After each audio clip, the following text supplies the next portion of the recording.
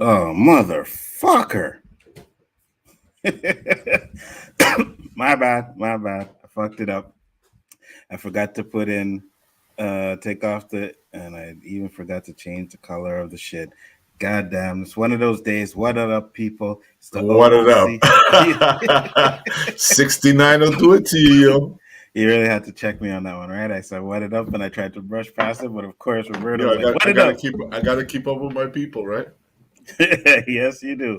And I say again, what is up, people? What's going on? Cheers. Glad you guys could make it. Oh, look at you, eh? You know, I got a beer in there. Let me go grab a beer one time. Go What's get up to that. the Go get people that. in the chat? People said, Mads Mama Bear Drop Shop, Jack's Law, Paul, and Chillmonger's in the house. Widow is in the house. What's up, Widow? See you later. Yeah, I fucked up. It's not funny. It happens. You know what I mean? We We all can't human. be. We all can't be perfect, even though I claim to be perfect more times than not. Sometimes there's that little slip up. You know what I mean? Watch this So guy. Roberto, talk to people while I go get that beer, bro. What's good, people? What is it? Is it really the 69 episode? Because if it is, we got to keep this shit real, yo. Real. Peace out to everybody out there, Cricket Crew. Mad love. Um, I didn't really keep up touch with Onzo this week, so I don't even know what the topic is. Can't even, make mention of it and shit. But yeah. Wait, give me a quick minute. I want to tell you what today's show is brought to you by. Because I think what I'm going to do is I'm going to introduce the chronic I'm on so I could share with you guys how I'm feeling. Just give me a quick second here. Here we go. Today's show is brought to you by Triangle Canyon. It is an indica dominant hybrid strain, 70% indica, 30% sativa. So if sometime during the show I start yawning and tend to, fade away, it's brought to you by Triangle Canyon. Good to know. Thank What's you. up, Showmonger? On that note, it's an honor to be here on the 69th edition. Yes, sir. Yes, sir. Glad I could make it. Much appreciated. Guys, if my camera locks out, this cat is being wild right now. So she's running up and down and shit and knocking me out. But what's up, Chill? Glad you can make it, man. Doing pretty good, bro. Let's talk about this Canadian stuff. Well, hold on. Yes, Also, you didn't hear my new intro, huh? no, I didn't at all. I didn't. I went to go get the brewski. Well, I had to let everybody know what tonight's heights is. Which is? It's Triangle Canyon. And as I told everybody, it's 70% indica, 30% sativa. And if some point during the show I seem to be fading away, you know why. So this is how I'm going to do it. Every time we do the show, I'm going to tell you what it's brought to you by, at least on my end. Mine is actually Batman OG Well, look at you. with some. Looks like you exhaled into your system. You're muted. There we go.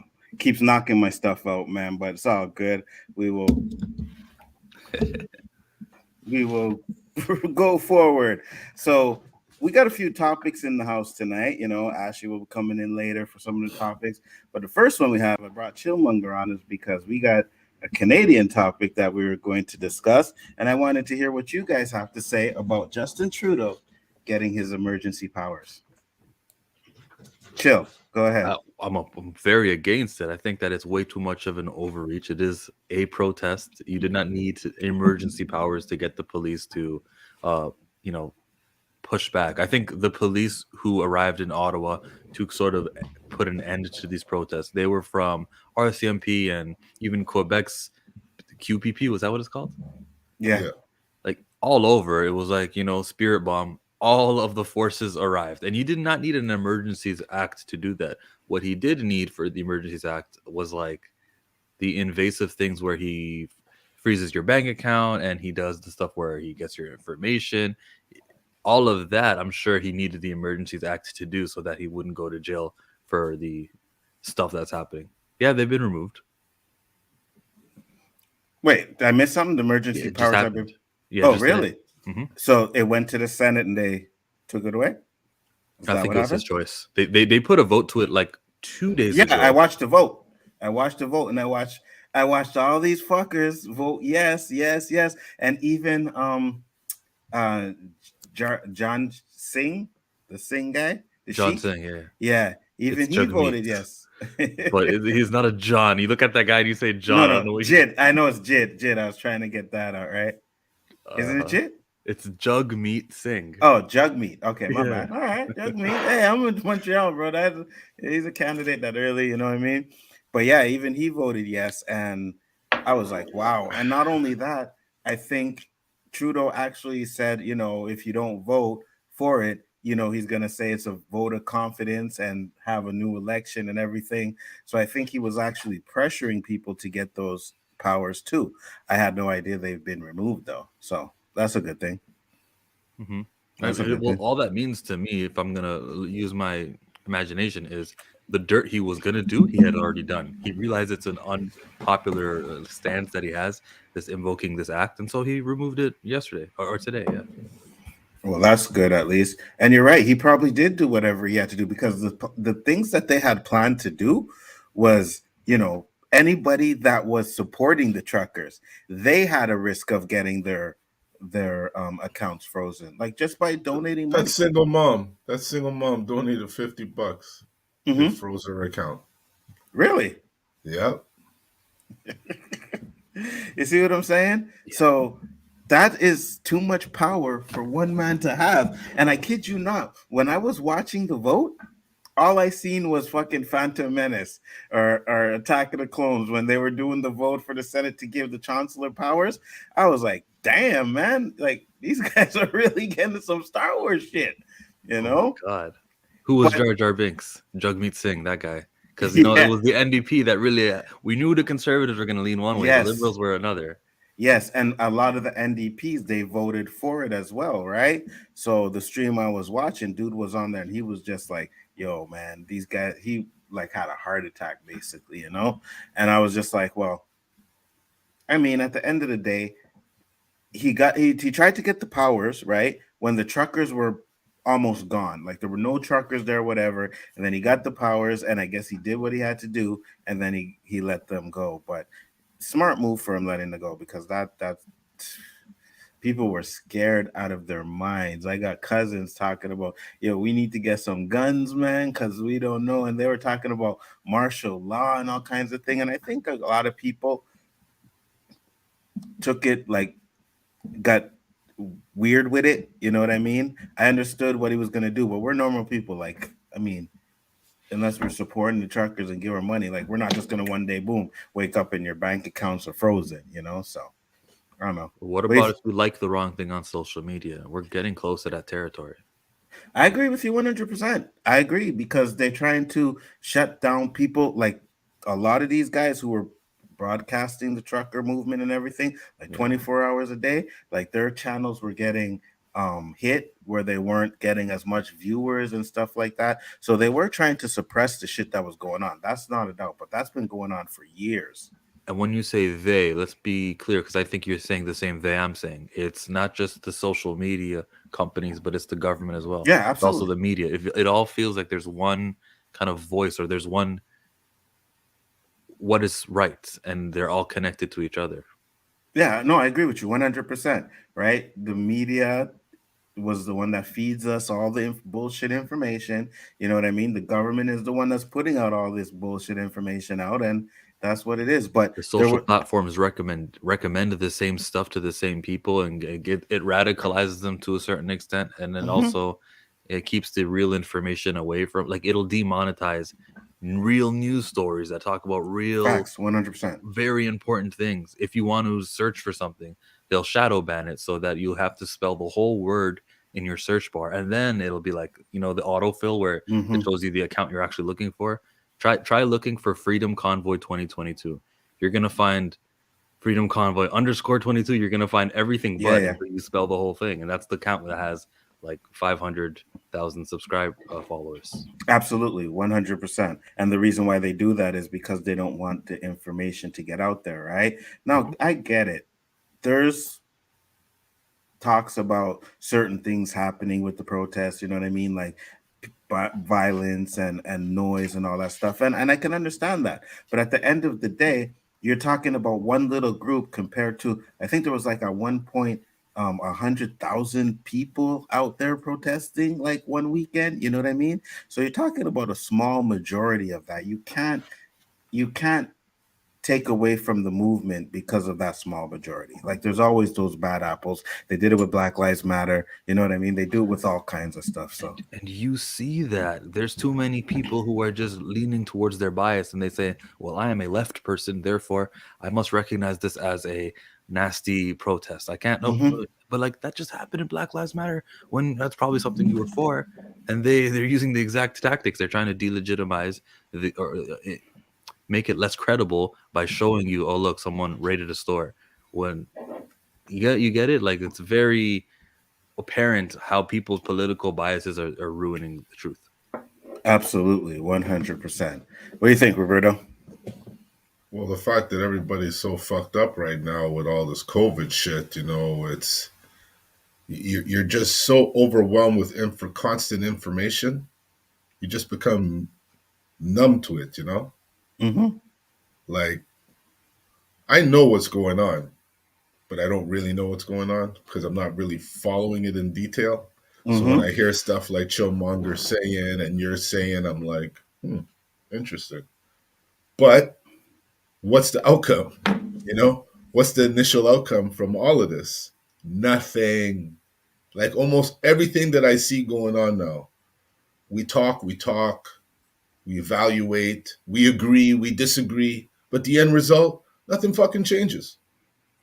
At least not what we want to change, not Mm-hmm. how majority of the people want it to change, right? Mm-hmm.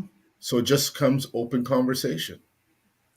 Danny sent a $2 super chat. He said, looks like America ain't so bad now, huh, Roberto? Well, Well, look. you're rubbing off on us because, we're watching American TV for so long and Facts. all of that shit going on over there. We figured, damn, maybe we're going to start some over here. So, we just keep that tradition like we're your neighbors. But everybody and their mamas was like talking about all of, and I think Chillmonger touched on it a little bit earlier. You know what I'm saying? When he's talking about freezing bank accounts, like people were talking about the powers that they gave Justin Trudeau at the time were like unprecedented, were to the point where he could do everything. People were talking about civil wars and all kinds of martial law and stuff, and I was just like, hold on, guys, like just calm down a bit. Yes, he does have a lot of powers, but let's just see what he does first, right? I was like, let's see what he does first.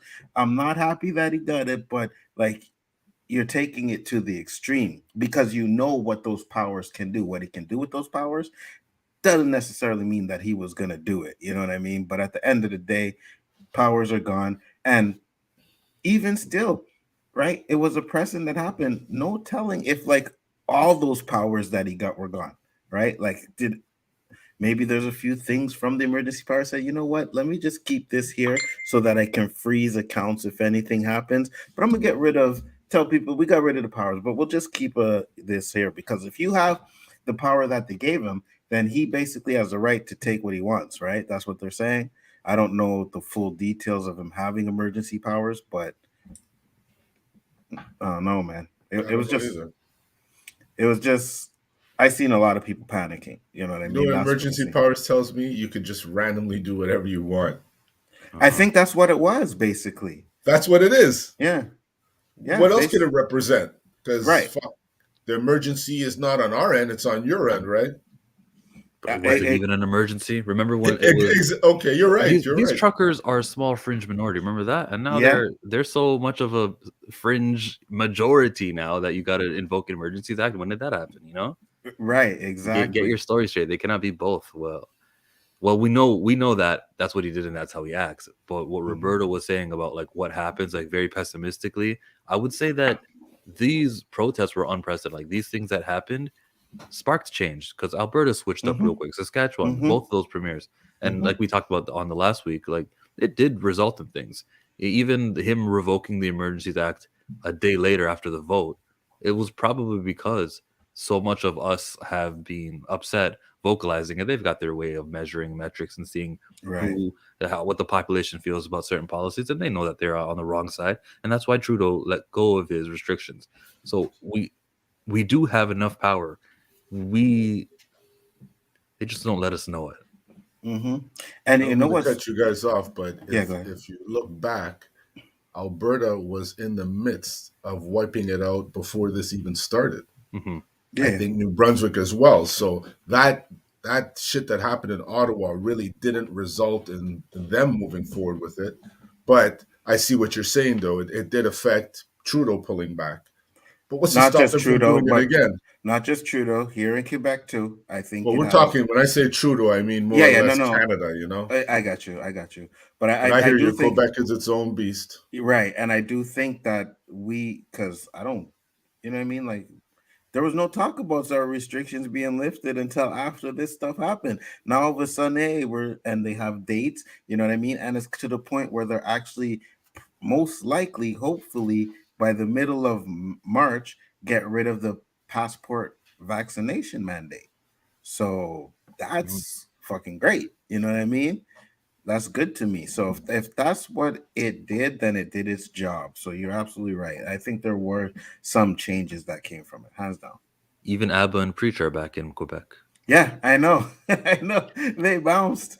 They bounced because I remember watching their video and they're like doing oh yeah, we got one vaccine for you, get the booster, and then they're like, but wait a minute, you got to get this vaccine, and he did that like 10 times, and they were like, you know what, we can't take it anymore, and we're just gone. You know what I mean? And they left, and they didn't come back until a couple weeks ago. Mm-hmm. Went to Miami and everything because it's hard, especially living here in Quebec when you're watching all these other places open up. People are running around with no mask. You know what I mean? They're partying, they're having a good time. And we're sitting here like, wait a minute, our numbers were never even as close to America's, and we're still locked down. But America is opening back up and everything like that. It was weird to me, you know?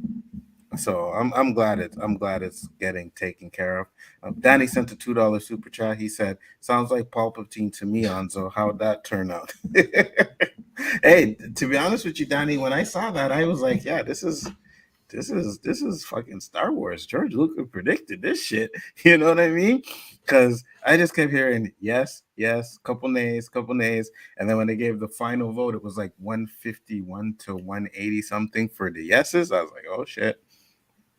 But again, I wasn't the one that was sitting there panicking. Like everybody else that was watching these streams were like panicking. Oh my God, I can't believe this is happening. Wait till you guys see what's going to happen. Like our freedoms are gone and everything is gone and blah, blah, blah. And I was just like, a little overreacting there, guys. Little overreacting there. But I think that just because he has the Emergencies Act powers to act on these things, it doesn't mean that they never had our information, our credit card stuff, right. anything we do on these phones, guys. We at this point in time, we got to realize that we're being tracked. So we've crossed the bridge. Now he's just like using them, which is it's a minor step in the bad direction, but it's a minor step. Right, 100%. And like you said, it's not even phones. It's this MacBook. It's my goddamn TV. You know what I mean? Your TV is monitoring you and everything you do, right? Like I've had conversations where I'm just sitting there, my phone's next to me, and the next thing you know, I go on Facebook and the fucking things I'm fucking talking about are popping up as ads on my Facebook, right? So everything has been tracked the minute they started giving us these smartphones and figured out this is the way that we can track them. Because when it first started, they started using credit cards to track us, right? Credit cards, they track college students and their spending habits, and that's how they use credit cards. And then it just progressed, and now it's progressing to everything, right? It's all about making money. So everything and that we hand do, over the information. That's true, man. Yeah, 100%. 100% we do. You know what I mean? Because as a kid, I remember or younger, I don't know if I was a kid when Facebook started, but everyone was on Facebook, and I'm like, well, let me just. I didn't even read that thing that you say you agreed to. I wish I hadn't. And I wish I would use the fake name. And I wish I would, just not have doxed myself just so that I could like photos of girlies and shit. Hey, let me ask you this. Hmm. Have you read like all the things they have the terms and agreements? Have you ever read any one of them? No. Me They neither. purposely make them days long so you Yeah, won't for read them. real. And you don't even understand the wording they put in there. You have to be like A lawyer. legal tender. You know what I Yeah. mean? Yeah. 100%. Like even when I buy my 2K game at the beginning, there's this big fucking disclaimer, terms and condition, and then when you scroll down, it's just like, and I'm like, okay, so they know nobody's Right? gonna read that shit. Instead of saying NBA, they'll say National Basketball Association just to lengthen it as much as possible. Exactly. And nobody reads that shit, And LDG says it all the time. It's like, yo, you could be giving away your fucking freedoms and by doing that, right? And because you really want whatever it is that you they're need to offering. check that box for. Yes, yes. You don't care what it says. I just want to play that new NBA. Imagine game. Netflix tells you in that shit, even when you cancel, we're still charging you for life. Click. Imagine that shit. Right. Imagine that shit. Yeah. But you didn't read it. And you clicked yes. Yeah. Why did you click yes? Because you wanted to watch that Netflix. Endgame movie. Everybody has Netflix. Why don't you? Everybody has it. It must be safe. 100%. And it's getting to the point where I think that's where a lot of people were fearing with this Trudeau stuff. Like it was going to get even worse than that. You know what I mean? And I was just like, let's see. You know what I mean? Let's see. Because I try to avoid like the conspiracy stuff and all of that crap. And when you get to the parts where, there's this post going around on Facebook, right? Hey guys, the plan has it says someone seen Trudeau's plan and that tomorrow, February 22nd, 24th, that all the internet's going to shut down and you're not going to be able to use your bank account or anything for 24 hours. Theorist, motherfucker. You know what I mean? And I'm just like, what is the point of this stuff? Like people just, hey guys, this was gonna happen. Post it online, and my cousin sent it to me. I was like, I don't believe that. She was like, well, we'll see. And I'm like, nah, I don't believe that. Wow. I don't believe that. You know what I mean? So that's why I say, like, some things like this, people like to panic and they like to just go off the deep end and everything that they think in their mind, especially when they have a bad view of the government already. And I'm not saying I have a good view of the government, but I just don't go to the point where it's like, oh no, government wants to kill everybody. The government wants to take all your money. The government's going to do all of this stuff. I just don't get into all of that, man. Some of it may be true. You know what I mean? There may some be of it is clearly true. We just watched an overstep of power. And we just experienced the last 2 years where there was just been an abundance of control and restrictions on us. So it makes these theories believable. Some of them, yes, I agree 100%. But I also think some of them go just a little bit too far. You know what I mean? And that's the thing. Like, I remember when COVID started, it was like COVID was activated by 5G. I was like, what the fuck? You don't believe COVID was activated by 5G? Oh, 6G. Yeah. You know what I'm saying? And it's just like, okay, this is the shit you guys were talking about. Yeah, because China's doing their smart cities and with the roads. Yeah, I heard that one. I was like, what are you guys talking about? Like who's believing this? You know what I mean? And you know what I miss about back in the day? What's that? Little shit like this wouldn't come out because you'd be put in a class. You fucking dumb motherfucker. And that's what people be calling him all the time. But now everything goes. Everything is like, I got to take it for what it's worth because you're a human.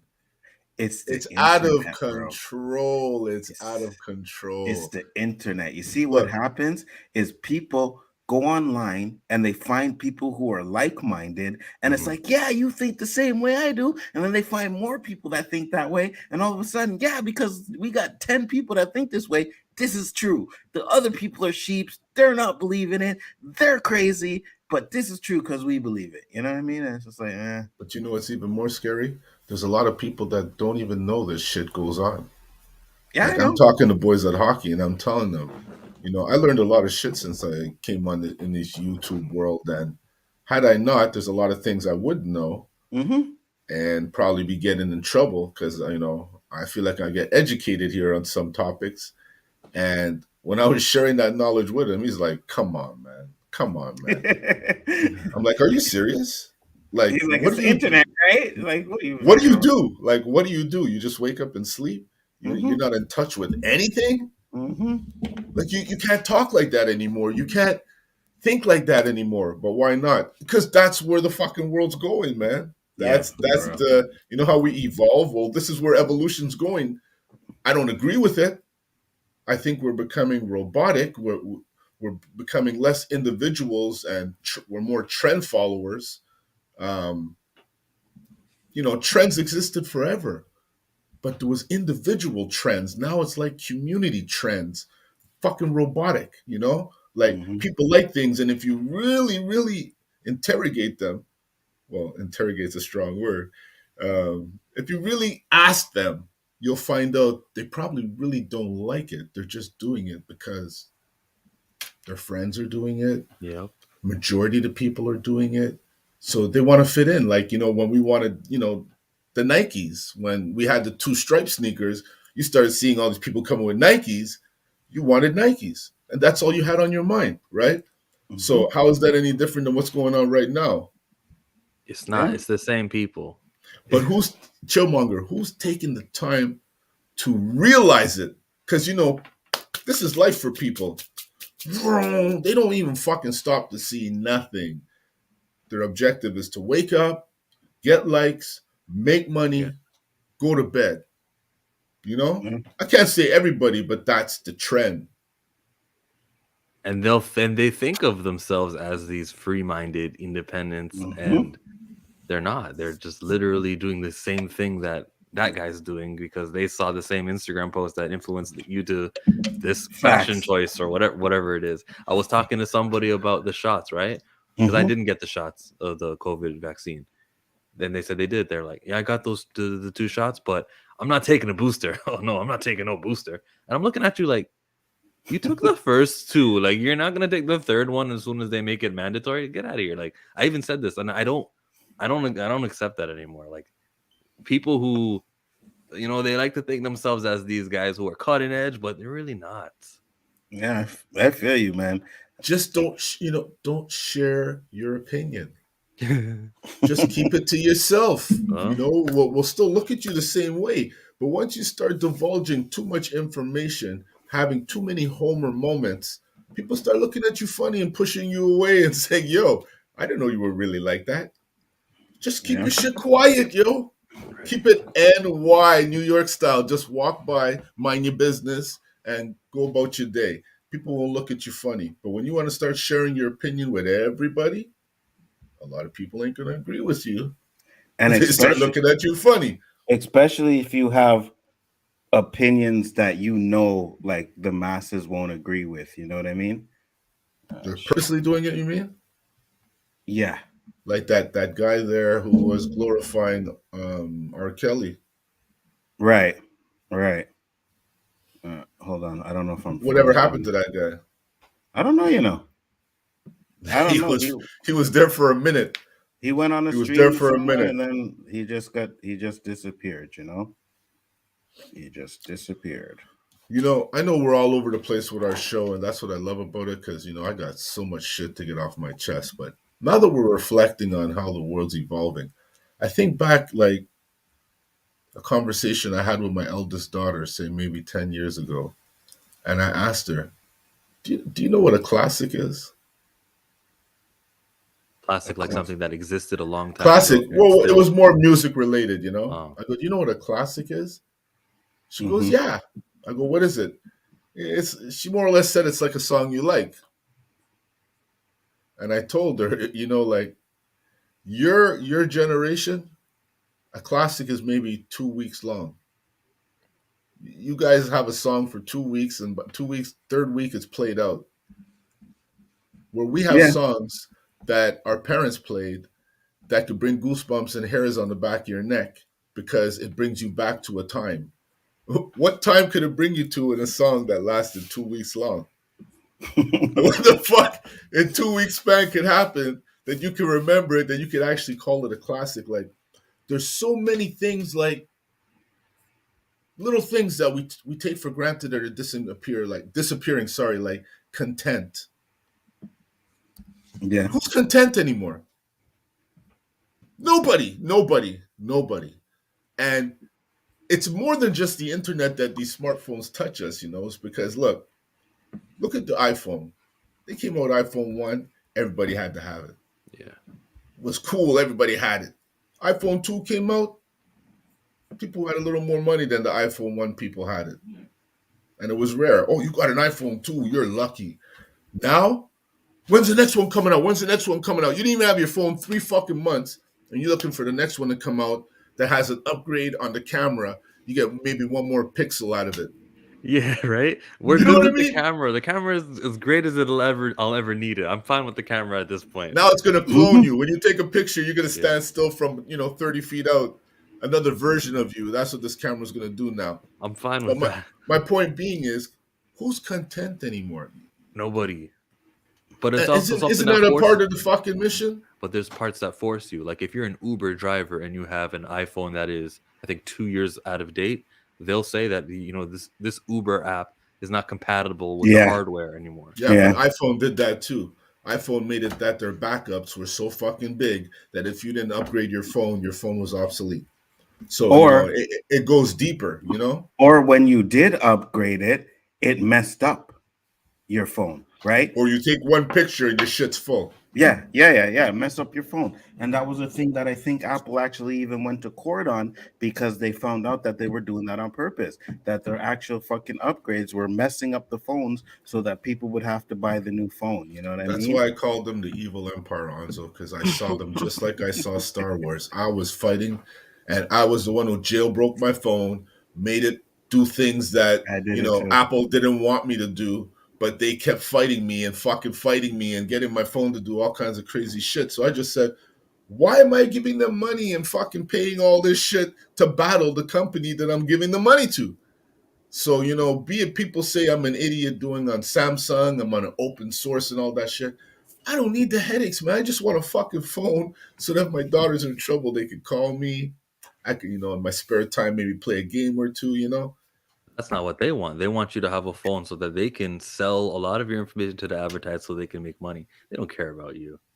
And it's when it gets proven in court, because we've always said, even before this lawsuit that Nzo kind of brought up a second ago, where if you get an update, your battery would be slower and it would make you want to buy a new phone if you updated to the new Apple iOS 10. Mm-hmm. So if you do that and you have the 9 and that happens and it's proven that it happens, then every conspiracy theory is valid. It's like we always thought that I feel like my old phone got a lot slower. I hate updating. We always thought there was something up. It gets proven in court. They purposefully do it, and I think the company loses 100% of its credibility or its any like respect that it had. Anything I ever gave them as credit for is off the window because I know what your goal is, and it would come at the expense of me. They were making the battery not as effective with software. Yeah. Mm-hmm. Yeah, they were. Who holds them accountable, credible, and all those things? Even though we fucking know for a fact that they're doing it, we still purchase their items. We still put in the upgrades because why? Everybody else is doing it, and if you don't do it, you're not evolving, so you get left behind. Bro, I'm evolving. I'm on my flip phone status. Like I'm not. Yo, you don't understand. I have a smartphone, but I'll never buy a new one. I think once. Yeah, this is it. Really? Yeah, that's my last phone. I checked out. I still have YouTube, which I'm sure, this thing can facial recognize me, and they'll do what happened to Bucky in Civil War. But I'm off the phones. What's up, Roberto? Hey, hello. What's up, How are you? Hey. I have to admit, though, even though I know this stuff about Apple, I'm still. I love it. I know. I love my. And I don't hate you for it. I love my phone. Hate you for it. Me too. I really don't hate you for it. It's pretty. My Mac. I got away from those because I was like, why am I going to pay for another Mac when for my laptop? Because I had my PC. I was like, I'll just get a gaming laptop. It's the same price. I get more out of it if it's a gaming laptop than if I get a Mac. So that's why I don't do Macs anymore. I'm all about the gaming laptop, and that's what I have. when I got my new one. I did not get a Mac. But ours is extreme. When he goes somewhere, he goes all there, you know? Oh, I have a brand new Apple. I have like the latest iPhone, like Max. Is that what, 13? Yeah. What number is it? 13. 13. 13. And what does it do? And you see me, it's like not, you see my question? What does it do? But I didn't get the 12 because I had the 11 Pro Max before that. And that's what I'm gonna say. That's what I have now, and then I'm gonna upgrade it to the 13. But it has to be the 13. It has to be the Pro Max, and it has to have 256 gigabytes. Nothing less. If you wait a month or two more, you might be purchasing the 14. You could bypass the 13 I know, that you bought. You see what I'm saying? No, that's where we're at now. Yeah, well, the 13. The 13 is new, right? So it's like came out like not too long ago, a couple months ago, right? So 13 just came out. So next year, the 14. Like every year they upgrade the phone. See, I won't get the next one. I'll be 2 straight. years, yeah. And see, I would have been straight with my 11, but like it just like I like cracked the crap out of that phone. Like bad. Like I cracked the first time. When I was in Florida, like had way too much vodka and I dropped it like 10 times, cracked the crap out of it. And then literally it was in my back pocket. When me and my friends were leaving somewhere, I think in like the end of like November, and I cracked it all to hell. So I was like, okay, I got it. I'm just getting the new one. Yeah, I feel you 100%. And I gotta answer this. Matt said I'm an Android girl. I like my money. You see, and this is the misconception that they cost just as much. Yes, people don't understand that the Androids cost just as much as the iPhone. I'm not bragging, but my phone costs more than the iPhone. The Samsung phones cost like if you get a Samsung, like they cost the Samsung Note is the flagship. But when I bought this phone, I said I'm buying this phone and I'm doing like Chillmonger. I'm not buying another phone. I bought this phone to say this is my last phone because I'm tired of this upgrade. Oh shit, all of my numbers didn't come with me. I lost this contact. It's just we create our own stress sometimes, man. I'm trying to stop that shit. You know? Is that the one where you can fold, Roberto? No, this is the one with the pen on the bottom. It's like it's literally a computer. See, my son had that one. Like he like. Well, I guess it's been a minute. He got that one. It was like for some he was like, Mom, because like I got him an iPhone, and then the next year he like begged me to get this Samsung Galaxy Note for this Fortnite thing, right? Literally, like the screen within like 2 months of calibration was off. Like it just did not work right. And so he went right back to iPhones. Like he didn't like it, you know. It's a hard transition because I'm telling you, sometimes I take my wife's iPhone, I'm just looking at it. The fuck open this shit again, man. The opening, all this shit. I'm like, fuck, I feel so stupid, but before that was my life, you know? Yeah, I don't like the design of them, the Samsungs, is what it is. For work, you can't beat an iPhone, man, because I can talk to like 10, 15 people on my phone. I can do it. I love that. You can FaceTime 10 people. You can FaceTime 10 people and surf the net. I could split my screen. I'm telling you, I got a little computer here. You can FaceTime them? I could do whatever I want on this thing, Danny. So you could FaceTime. Honestly, you could FaceTime and then like go to I could split my screen. Then I'm functioning on one thing on the bottom and something totally different on the top. I didn't know that Samsung had the FaceTime capability. They do. They do. Come on, Danny. We're 2022. No, come on. No, I say that because if I try to FaceTime an iPhone holding a Samsung, it won't go through. Because iPhone has that whatever. Yeah. You know, like we can't. You guys want to be special. We can only FaceTime other iPhones. Yeah. It's fucked Blue up. bubbles. Yeah, it's fucked up. Yeah, like I just felt like they were the evil empire because what happened was I tried to get into this app development business and I came up with this app because back in the day if you wanted to get to your notepad you always had to unlock your phone, open your notepad app, blah blah blah. So I created this thing like when you used to cheat in school, you used to write notes on your hand. Well, we have this thing. It's like an image of your hand on your lock screen, and you write like grocery lists and shit like that. And I got creative. I called the thing hand job. You know, I was hoping the name would sell the fucking product. But sure enough, it landed on some anal asshole's desk at Apple, and they fucking said, no, you have to change the name. And I started looking through Apple, and I'm seeing all these fucking derogatory names for apps that are having success. But my shit, the hand that does the job, that was the slogan. You see the hand? It was like, you know, it was descriptive and everything. He said no. Imagine you would have let that go. I love it. And they said no to that. So when they said no to that widow, I said, fuck you, Apple. Fuck you. So we changed the name. And to make this story even worse, we changed the name. They started buying it. But if you don't sell X amount, like if they have their quota, if you don't sell 100, 99 sales are done, they keep all of that money. Oh, really? There's so many loopholes with Apple. I was like, you motherfuckers. I just think my phone is pretty, and I like it. Yeah, but you know, when you're getting into the software perspective of it. I know. I like. There's I've so already many like guys heard who are it with, against like, Apple. Samsung. I love you know, like I you can, see I LDG, can right? do so much stuff with my phone. Samsung. I'm like, I can be basic with my phone. I like the design of it. I like it does just what I need it to do. So an iPhone is perfect for me. Like, you know what I'm saying? It's not even at 1/100th of its capability. That's how much Apple locked it down. I'm good though. Like y'all, guys. like, you know, I'm good with my phone. Like I like it. It's you know, I like too. my phone. I'm so good with it. I'm basic. I'm so good with it. I got two of them right here, boy. Look at Danny showing off, Danny. Look at Danny showing off, man. I feel you, Danny. I gotta have it. I guess you need two because you know the batteries don't last very long, so you got to go from one. My battery lasts long. That's a lie. That is a lie. The soap that is a lie. Look at that.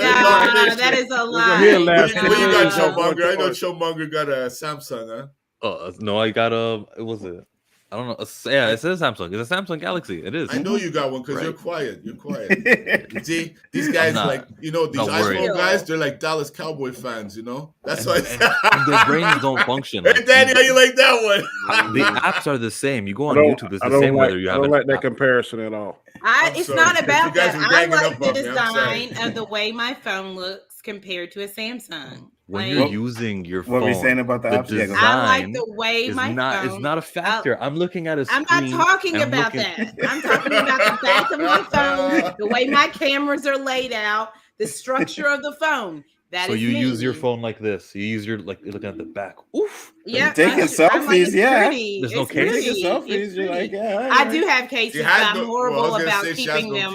No, I do. I do have expensive cases, but I'm really bad about like. I'll be at home and I'll take it out, and then like I'll never put them back in there, and that's the problem. Like I have these really expensive cases, and then like I wonder why I crack my phones because I don't. Yeah, like right now it's not in there. She's roasting herself.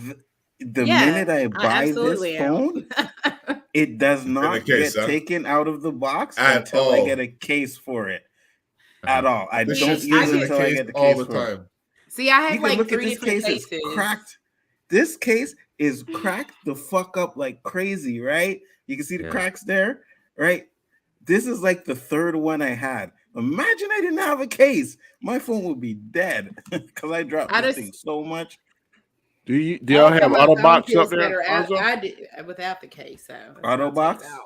Autobox. The phones? The case. The Otterbox cases. Oh, yeah, we have Otterbox. Yeah, we do. Well, we're not that uncivilized, Dad. No, I'm just saying if you crack it or whatever, you send it back, man. It's guaranteed for life. I love that shit. That's like I have the Apple cases are like that too because I have Apple cases. The problem with the Autobox though is they're big and clunky and ugly, and I don't like the way they look. You know what I mean? I like my phones to look like at least sleek and like, you know, not. Like if you look at it, right, it kind of looks like the shape of the phone, so I'm good with that. But then you get the Autobox where they have the big plastic and everything, and I'm just like, nah. That's more like construction, or if you're in a like Danny, a police officer, you know, you're in conditions where you might drop it on the run and stuff like that. They clip good on the belt. They're shockproof, yeah. Right, yeah. If anything happens to it, you're good. Yeah, that was great, man. It was good. We got into phone topics and shit. I got another one first. First, I had one that Danny brought in that I wanted to do, but I had this one. I found this just before the show, right? And I wanted to hear what people had to say about it. Now, this guy, oh shit, I gotta do video file. This guy is usually on Fresh and Fit.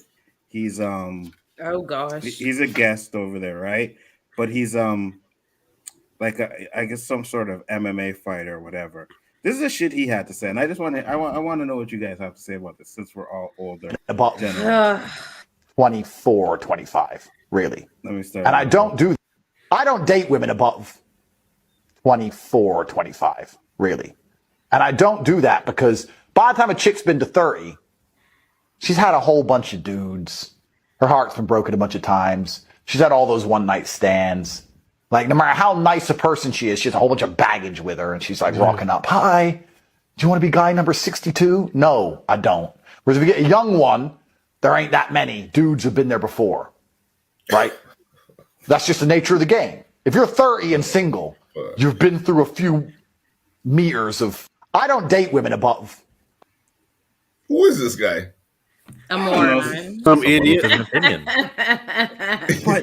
But like I said, Chillmonger, when you share with others, you're open to some criticism. If you kept that to yourself, I wouldn't say shit to him. If you look at the word narcissist, you'll see a picture of him sitting there because he is feeling himself really bad. I'm trying to figure out. He's a douche canoe. Okay. What the hell are you talking about? Because these young girls are the ones that are. I know. Like crazy. What are you talking about? Well, yeah. I can count mine on one hand. One hand. The minute they find out that thing down there, the power of that shit. Crazy. Dude. I think there's more truth to it than he's actually sharing, right?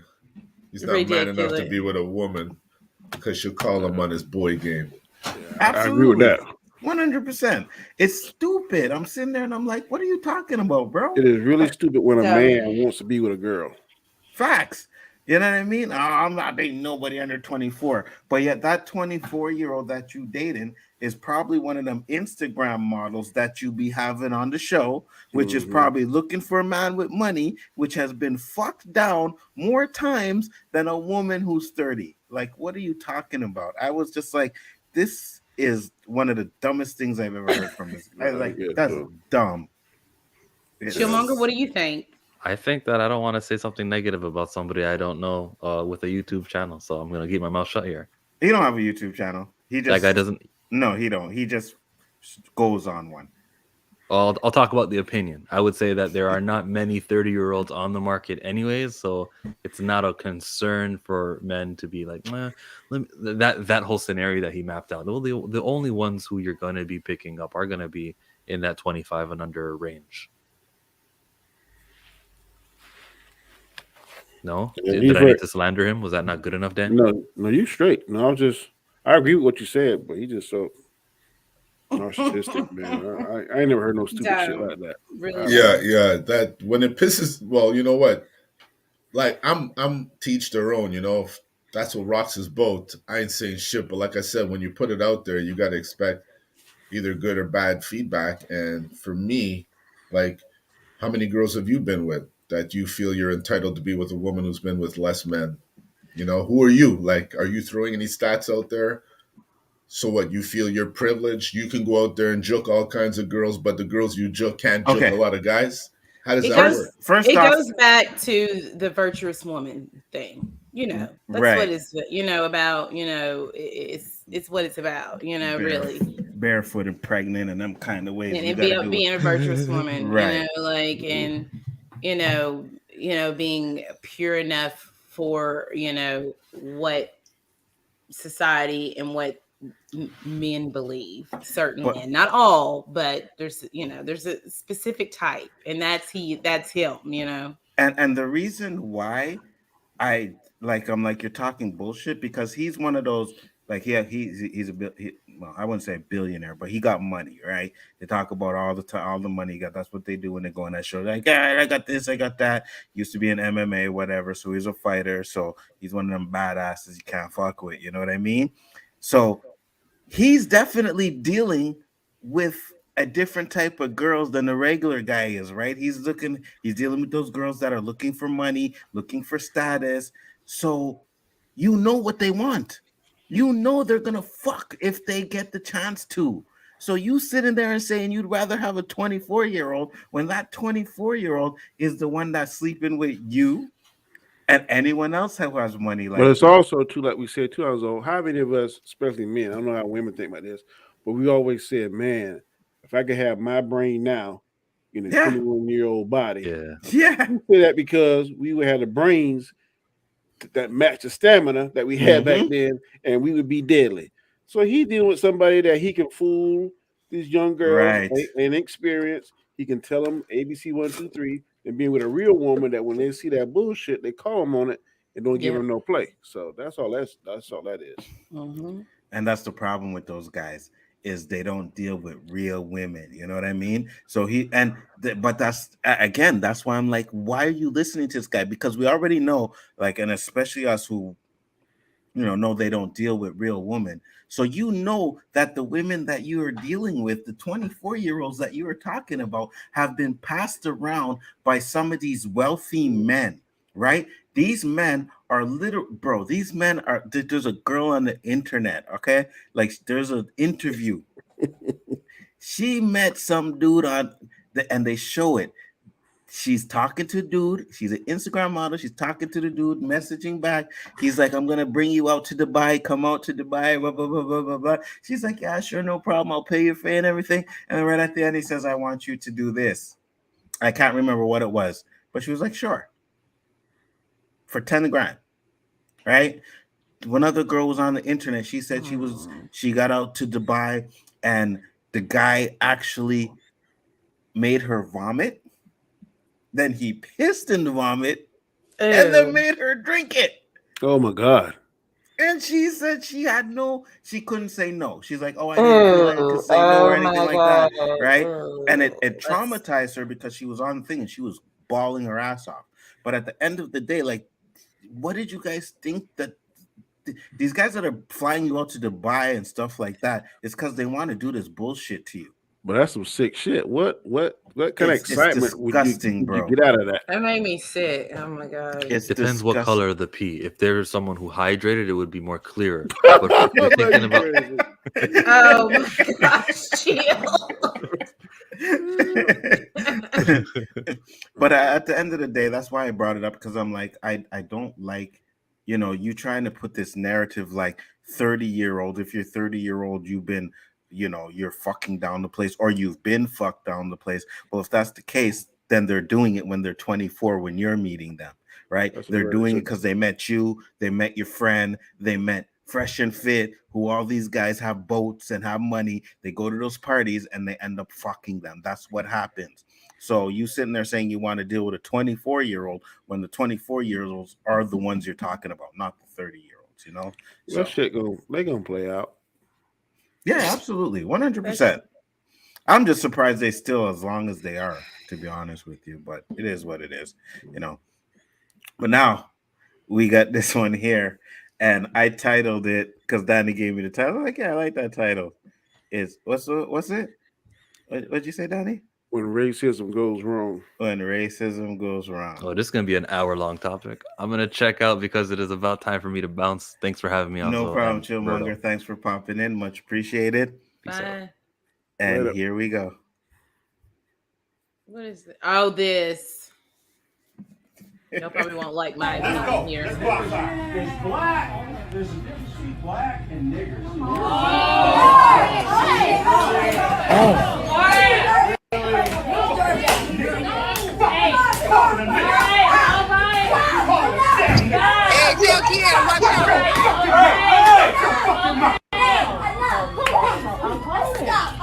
Oh shit. Shut your goddamn mouth. No. Come out your mouth again.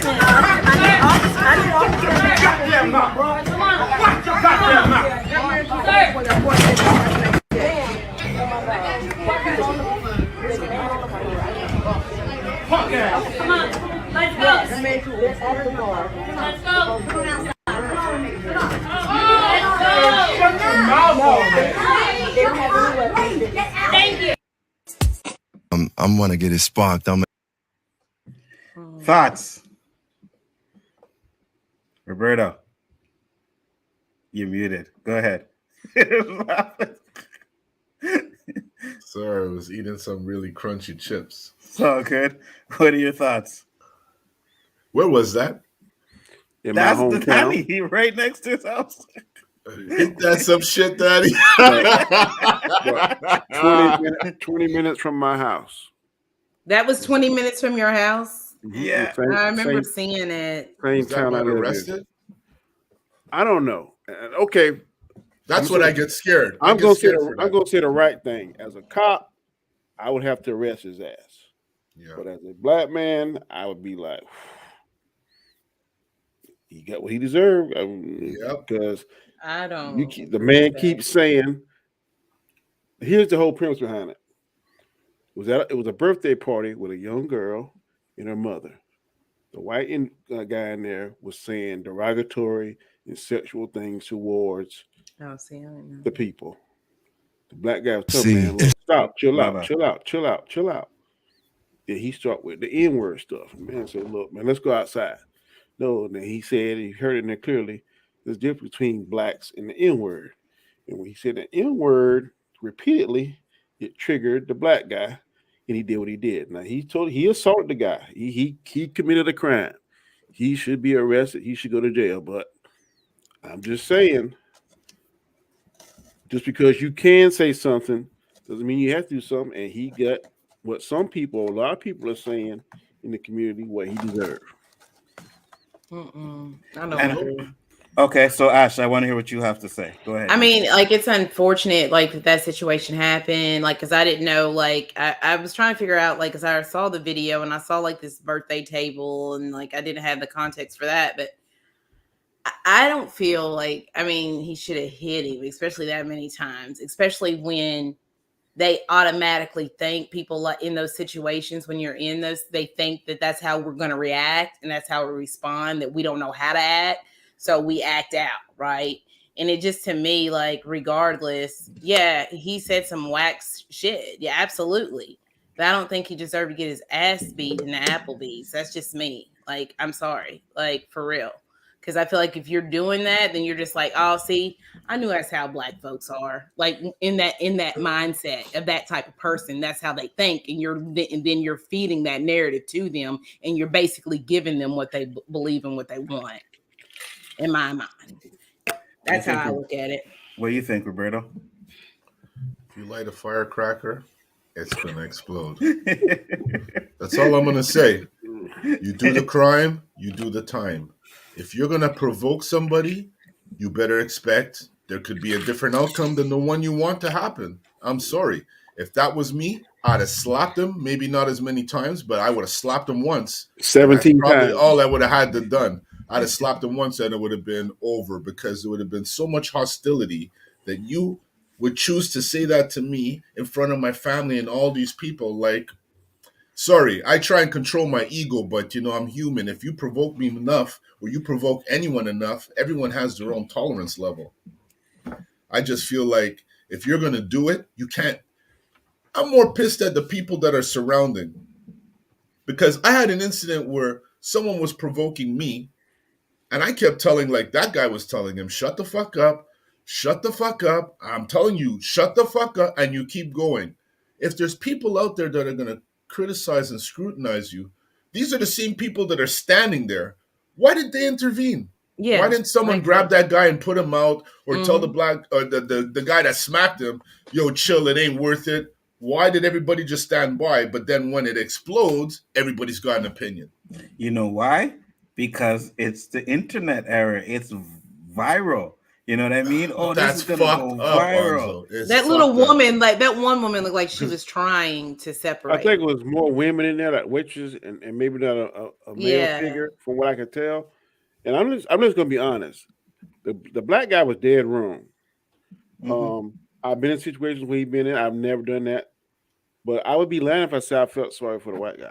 I don't feel. Oh, I sorry. don't feel sorry for him. I just don't. I wish that he didn't do that. He You know overdid it. I mean, fuck. You have to smack the guy seven and keep repeating the same shit. What are you stuttering? Say it again. Say it again. Say it again. You know, he said him 17 times. I think he lost it. Yeah. I mean, that's pent up frustration right there. Yeah, that was pent up frustration for being probably called that before and being the bigger road, taking the higher road, We are asked to take the higher road. We are asked to take the higher road, but sometimes, man, on the wrong day, the wrong time, you ain't feeling the high road. Yeah. But I'm saying I will cuss you out. I've been in them situations, but I'm not just gonna go like, I mean, they ain't just been like, you know, but like, I'm not just gonna be like, oh, I'm not gonna do that just because I feel like that's what you want me to do. Like, oh, so you want me to act what you think acts like, and I'm just not gonna do it, and I don't and I'm not gonna take it there. That's how I see it. What rational person would want to take an ass whipping? I'm not saying that they want to take one. I'm saying that once it happens, they're like, see, I knew that's how they was. It's not that he's looking for the ass whooping. It's like once that ass whooping comes, he's going to be like, see, I knew. See, that's just how they act. They're a bunch of animals. They don't know how to act. But you see, you know what I'll say? And I'll say this too, because I do understand where you're coming from, Ashley, too. I 100%. I don't wrong the black guy for doing what he did. And I do think, you know, like, yeah, kind of, hey, man, this is how black people act. Look at this. You know what I mean? But at the end of the day, like, you have to be careful because you don't know what somebody is going through. And if you fuck with them on that wrong day, that's the shit that can happen. You know what I mean? Maybe on any other day, he would have just brushed it off and been like, fuck you or whatever, cursed him off. But maybe you caught him at a day where he just left his house and his wife was bitching at him all fucking day. You know what I mean? And he got out there and he was like, oh my God, I can't. He did look like he did have a fight with his wife though, eh? You know what I mean? And then you get to the spot there, and now you have someone there fucking harassing you too. You know you can't beat your wife, but this motherfucker, oh yeah, you know. So I think those 17 hits he gave were to fucking get off the frustration that happened at his house, man. He probably seen his wife's face on that white man and just said, "Yeah, say it again, whap, whap." It happens, you know what I mean? We said this again, people in the chat. The man was wrong. I would have arrested him if I had to go out there, but I don't feel sorry for what happened. And I don't feel sorry for the man. And maybe this will teach him that maybe I need to keep my opinion to myself. Just like I always find a guy a little smaller. Just because you can say something and you have the right to say something, don't mean you have to say it. Right. But you also don't have the right to put your hands on somebody. You're totally right. I know one thing. I mean, I'm just saying, like, unless you're gonna like coming at me and you're putting your hands on defending yourself, yeah. Then or unless you've done something to my kid, like I'm not gonna just like haul off and hit you unless I'm defending myself. Like that's just me.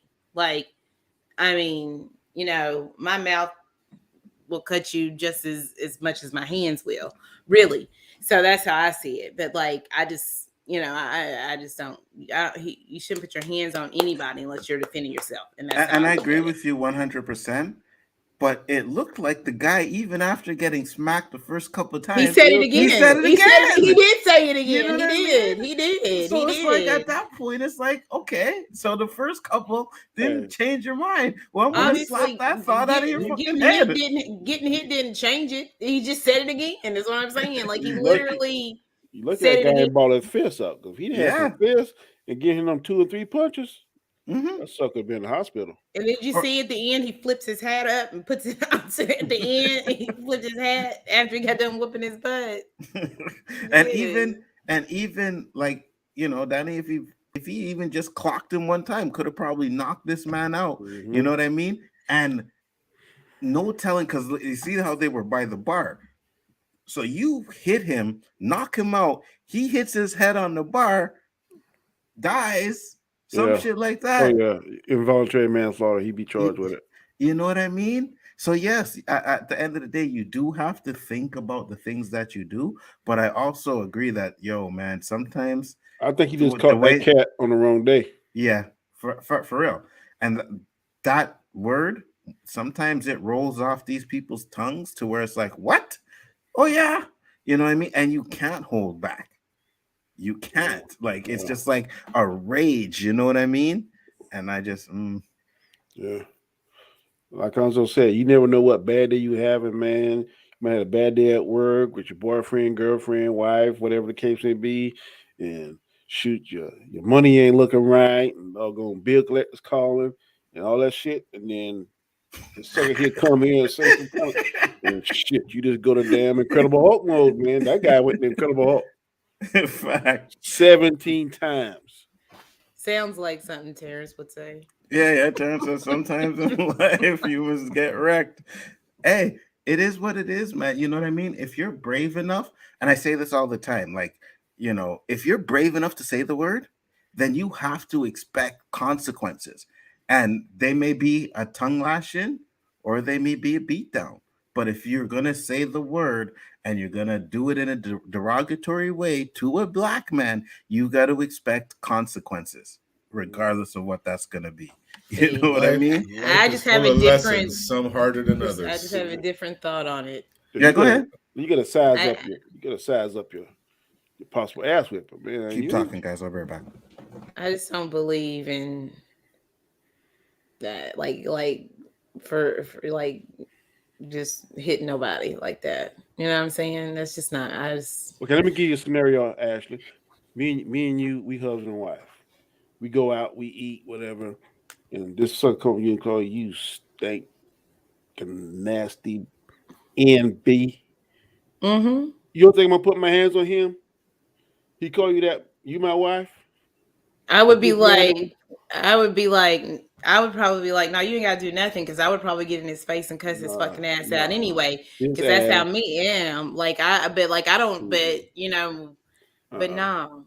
Like but I'm also not one of the people like, oh, fight for my honor. Like I like for no honor. I'm just saying, like, it's in about respect. It's not honor. But I'm saying I respect. I can handle it myself, though. Is what I'm saying. Like, you know what I'm saying? If you got some shit to say to Danny? me, I'm gonna have some shit to say to you. That's me. That's a trap situation, because I mean, I'm not gonna be mad. You do it. You might be with a girl like Widow who's gonna tell you, motherfucker, I can handle my own business. Or you might be with a woman, you lean back, she say, you pussy bitch, I'm going with him because you ain't man enough. You know? That's 22. So, you know, that's a tricky question to answer. I mean, unless I'm being like physically attacked or something, or then that's a different situation. Well, I hear what somebody's you're just talking, if somebody's just running their mouth, I'm gonna run my mouth right back. Like, I don't have a problem with that. You know ain't what I'm nobody saying? coming to my wife and daughters while I'm still physically able and call them no kind of their name, any kind, because I don't do that. So you ain't gonna do it. So I'm ready to face the consequences.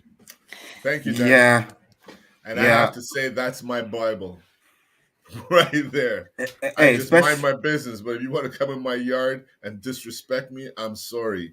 I'm going to be there. I don't bother nobody, and I don't expect to be bothered. And how old was the daughter that he was fucking with, Danny? This is a little girl. I don't know if it was his. All I know that the scenario he was saying it was a birthday party with a little girl and the mama. I think a couple more people, and the guy was harassing them, saying, well, I was told derogatory stuff and maybe some sexual stuff. And the guy was telling him, man, leave him alone. And he started throwing the N-word around, and then that's when it escalated to what we saw. So you see, so that's you what don't I'm know. saying. I was gonna say, so you don't know if it was like his family. I don't think it was his family. Okay. Based on the information that I got, I don't think it was his family. I think that it was people in there that were black people, and he was trying to help them out. I said, look, man, why are you doing it? Because the backstory I got is this is not the first time the white guy did this. This is like his drunken Applebee's. I don't know if he's necessarily drunk, but it's not the first time he come in Applebee's and say these derogatory stuff and try to say this inflammatory racial stuff. This is not his first time, based on what I was told. Right. And that's the thing, right? Even it's like, imagine you're there with your daughter. Your daughter's like 16 or whatever. And this fucking old ass man is making some advances like, hey, your daughter's hot. Hey, you know, sexual stuff. you're gonna have to knock him out. That's what I'm saying. That's why I said, was it his kid? Because then that like gives me a whole different like, because like when it comes to like the kiddos, like I got a whole different thought process. Like you come in my kid, then it's on. That's all I'm saying. Like don't even like tell my kid. Like I remember one time we was in a restaurant, somebody like basically told my kid that he was being loud. I was like, hold on, who are you talking to and why? Like I will parent my kid. Like don't do that. Yeah. So for sure. like, like that's a basic thing. But like, so if it was, that's why I was curious, was it his family?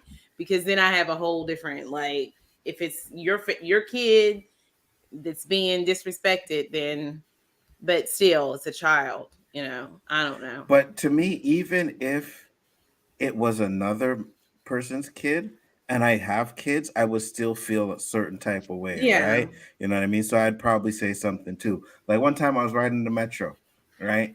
And I don't know what it was. Like this black dude, he looked like he was out of it, right? But he just kept staring at this woman sitting across from her, and he was mumbling some shit to himself, and he was getting all antsy, and it looked like he was going to do something to her.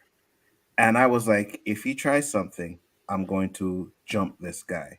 I am not going to let him grab this. The woman was just sitting there minding her business, but for some reason, he just looked like he wanted to do something to her. So I was sitting like right across from where they were, and I was like, if he makes a move, I'm going to make a move because I wasn't going to let him do that. You know what I mean? So I can understand someone standing there watching some dude talk to a little fucking kid and be like, yo, like, what are you doing, bro? You know what I mean? I can understand it. I can 100% understand it. And to be honest with you, you kind of get in more trouble. Like if it's not your family, you know what I mean? Like let's say, and this is just totally different, but let's say a guy and a girl are fighting, like a boyfriend, girlfriend, and you see him beating up the girlfriend, you jump in, and the girlfriend's like, no, what are you doing? And then starts attacking you. You're the one getting in fucking trouble. You know what I mean? So you also have to think about certain things before you react too, man. And I just like, I don't know, man. It's a catch-22. I don't feel sorry for him. I think, hey, man, you say what you said. You got what you got. It is what it is. I just know the law is the black man should go to jail because that's the first thing I asked that. I said the black guy gone to jail. Then well, like, isn't that what I asked him? What happened to the guy? Yeah, because we know that, right? But I don't like. I'm not one to promote violence. I don't think like he could have gave the guy one slap, and if he got arrested for that, you deal with it. But what you did was assault. Mm-hmm. You know, you're walking away, you come back again. I don't know.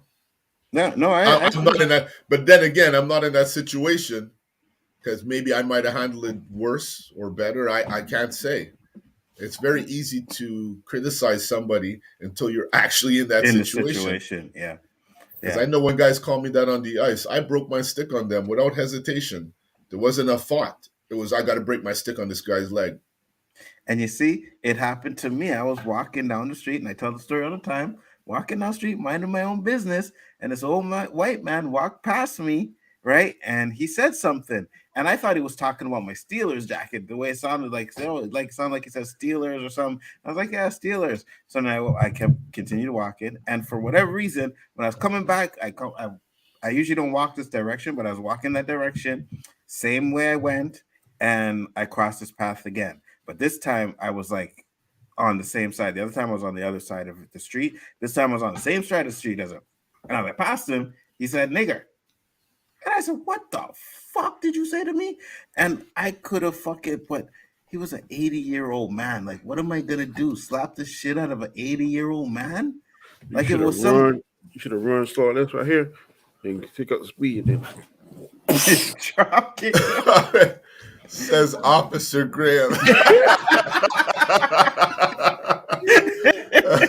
That is sanction. That is sanction. You know, and let's say I did, right? We're on the street, nobody was there. I could have probably ran, you know what I mean, got away with it. But let's say I ended up finding out that I put the man in the hospital or I hurt the man really bad. I don't know if I could live with that. You got a short end of that stick. Huh? Yeah, you know what I mean? So Let me ask you, Nzo. I think they know that too. What if he was 65? let's say if he was like 40, like No, my age. 65. Nah, it's still I still. Oh, because you said 90. I know that's like 80. fossilish. Yeah. You know, he was fossilage. But I'm Okay, saying but if he's like in his late 40s, How early about 50s, if you're he's your fighting? age, then all bets are off. Yeah. If he's my age, all bets are off. You know what I mean? But as this old man, I can understand maybe he lived in that kind of, you know what I mean, hate black people type of thing, and that's what he grew up with. You know, fuck you. You know what I mean? I can't. You look like a little fucking breathe on him. You should have gave him a fake punch. His reflexes would have hurt him enough. You know what I mean? You didn't land a hand on him, but yet he has some internal injuries. And you go punch him. What's this? This one? Nzo, he was an old man. Best way to handle that is break the guy's hip, followed by his neck. Nothing too crazy. Oh fuck, it's hard, man. You know what I mean? Like I was steaming, and I was like, you know, you're just minding your own business. Walking on the street, minding your own business. But what does that say, man? When that word it can evoke that? Yes, I'm telling you, man. I have been like happy, man. Happy, snap our fingers, and people see that word. Man, oh my god, that shit has had me. I'm gonna take one of y'all words, vexed. Facts. I have been vexed.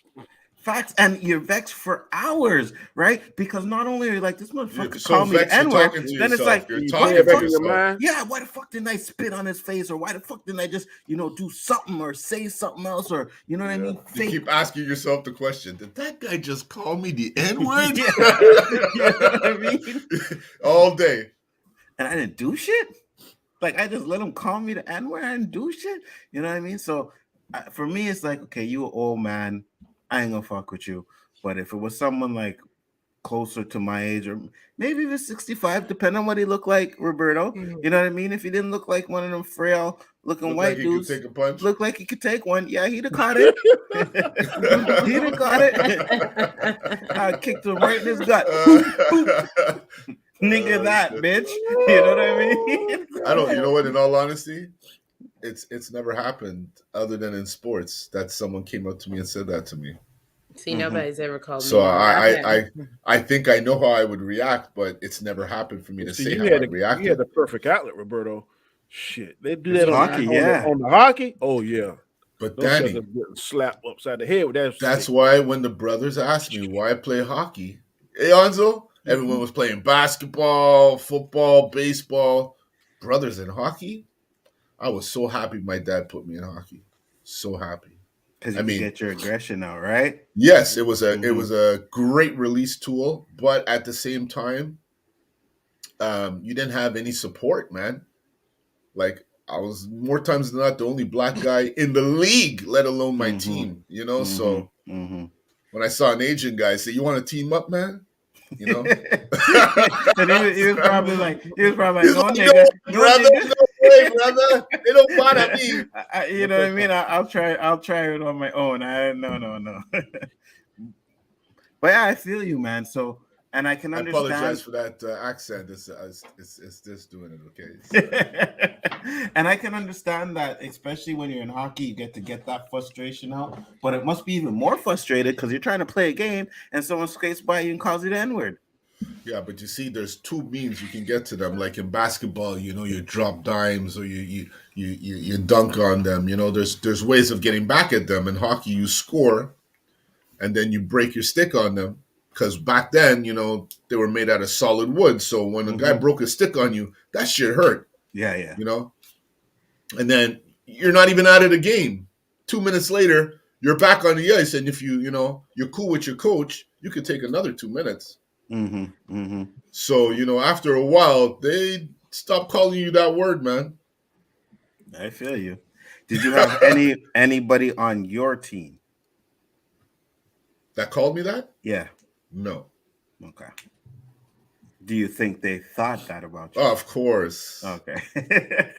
You know, it didn't even come so much as slip, but you know, you could tell who the guys are when they use their black jokes. Like I said, there's some black jokes that are funny, just like any cultural joke, if you have a sense of humor. Mm-hmm. And there's some black jokes you know are racist, and if you tell them and they keep doing it, you know who they are.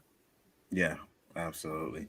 Terrence said on, so when I hear the N-word, something happens to me. My eyes turn white and I'm imbued with the powers of Shazam and I toss a person through a building. I believe in fairness. It's so funny how that word could get your hands to like clinch up like fucking almost instantaneously, huh? Like robotic. But you know? then that's the question. Do we let that word have too much power over us? But it has too much sometimes history. It has Yeah. too much history. That's the problem. It's been happening for so fucking long. It becomes natural. You don't even have to think about it. You have to think more so to hold back than to.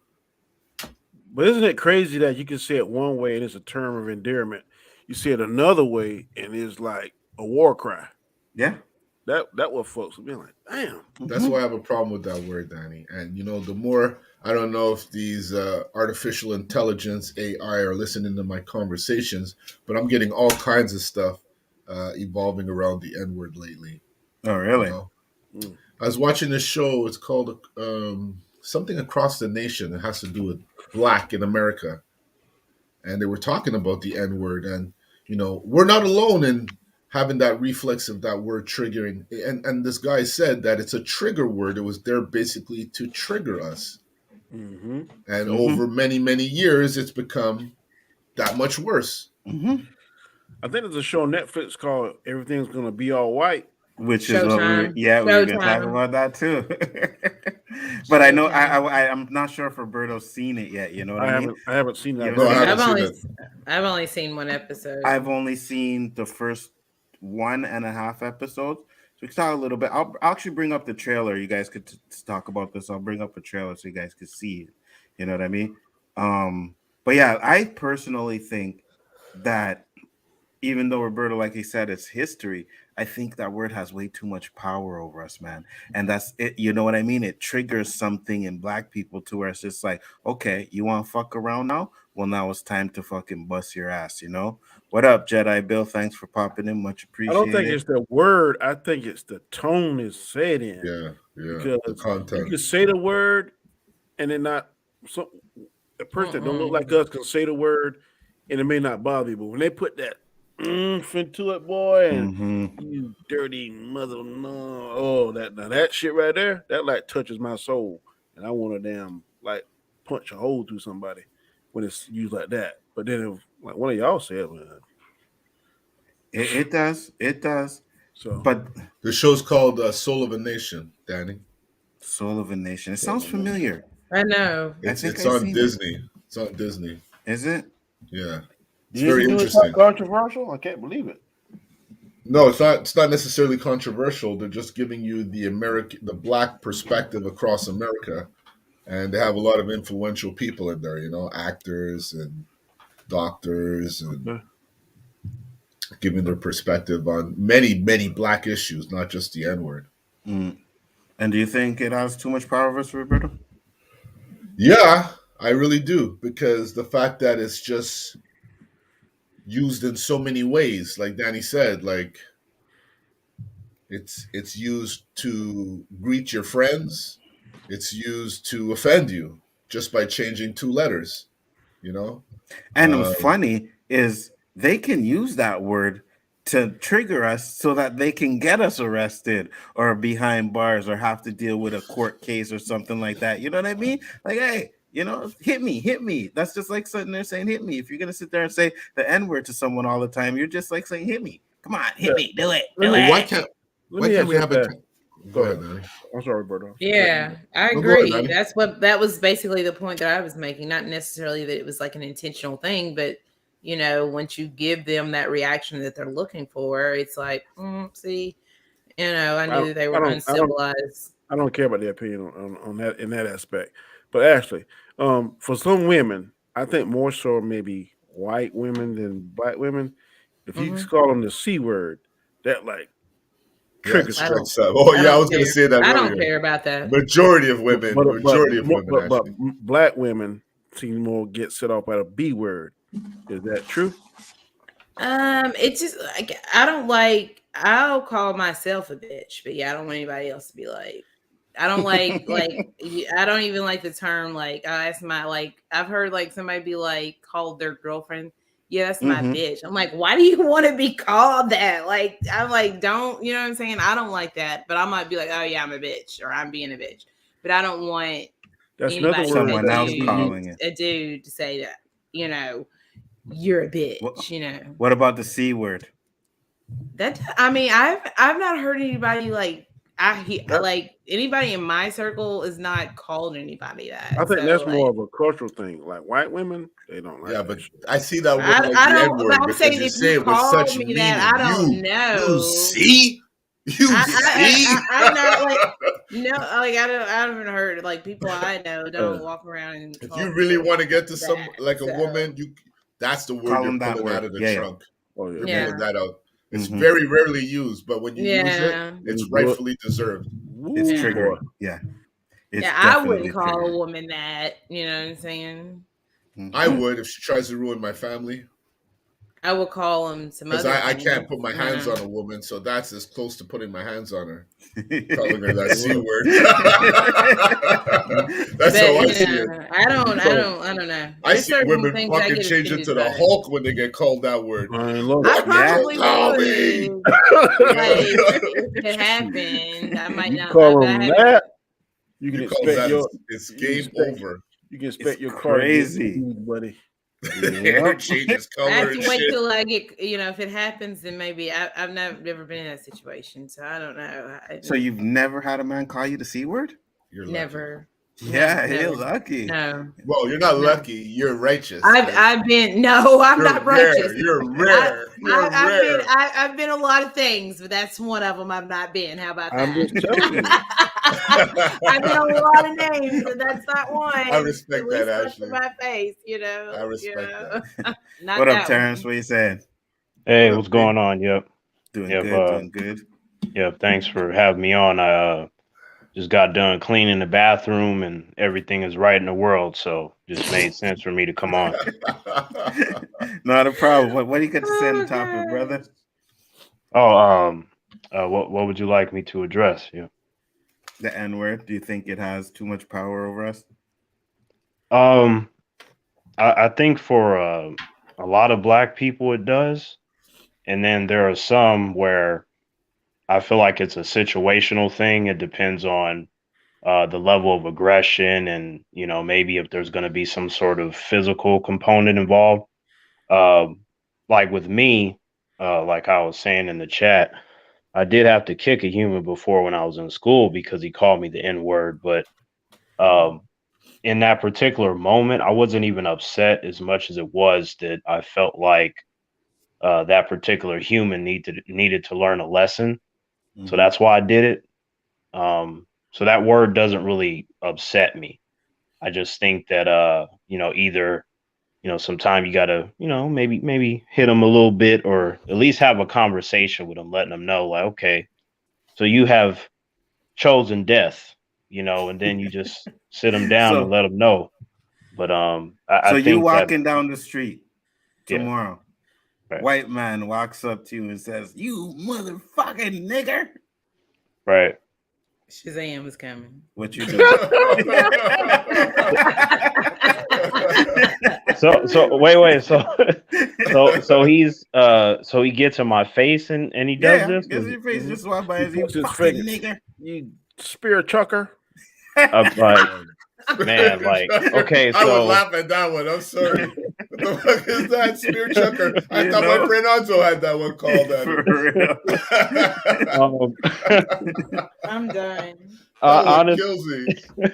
Honestly, I would just look at the human and I would just look at the human and like I wouldn't get upset, but I would be ready to fight because, you know, that's a hateful thing to say. So I would just assume that the human's going to try to attack me after saying that. But if he doesn't, then I'll just continue on my way because humans have these habits of trying to set traps. And once you step into it, it could just fuck up your entire life. So, I wouldn't haul off on them, but I mean, depending on if no one's around, I mean, I might do something to them. I know exactly what you're saying. People, they like to set those bear traps for you to step right in. And I think that's the easiest way to set that trap is to use the word, right? Because there's not too many black people that word's not going to trigger. You know what I mean? It's going to trigger 90% of us. So, hey, you want to set a trap, just walk around calling about people the N-word all day.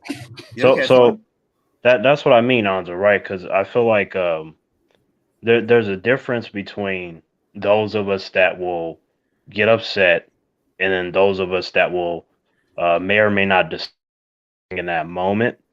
So the human may or may not get like a response from me, but it's not going to be me getting mad at them as much as it is that I may say something or I might do something. It just depends on in that moment if I feel like it's worth my time. But yeah, it's kind of, I guess with me, it's simple in that way. But I do have some black friends where if you even sound like you're about to say that, they'll like grab you by the shirt kind of stuff and that sort of deal.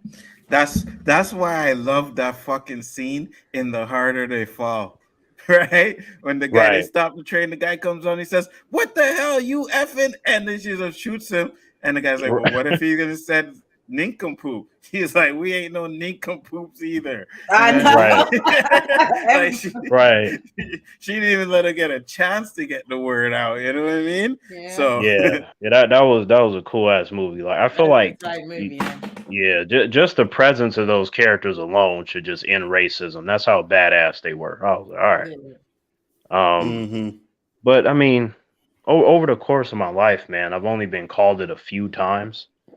So not very often. And there was only that one instance where I did hit someone, but you live in a very liberal state, Terrence. So in the South, I've never been called the N-word, but I've had like racial I've had racial situations, like when I was at Walmart.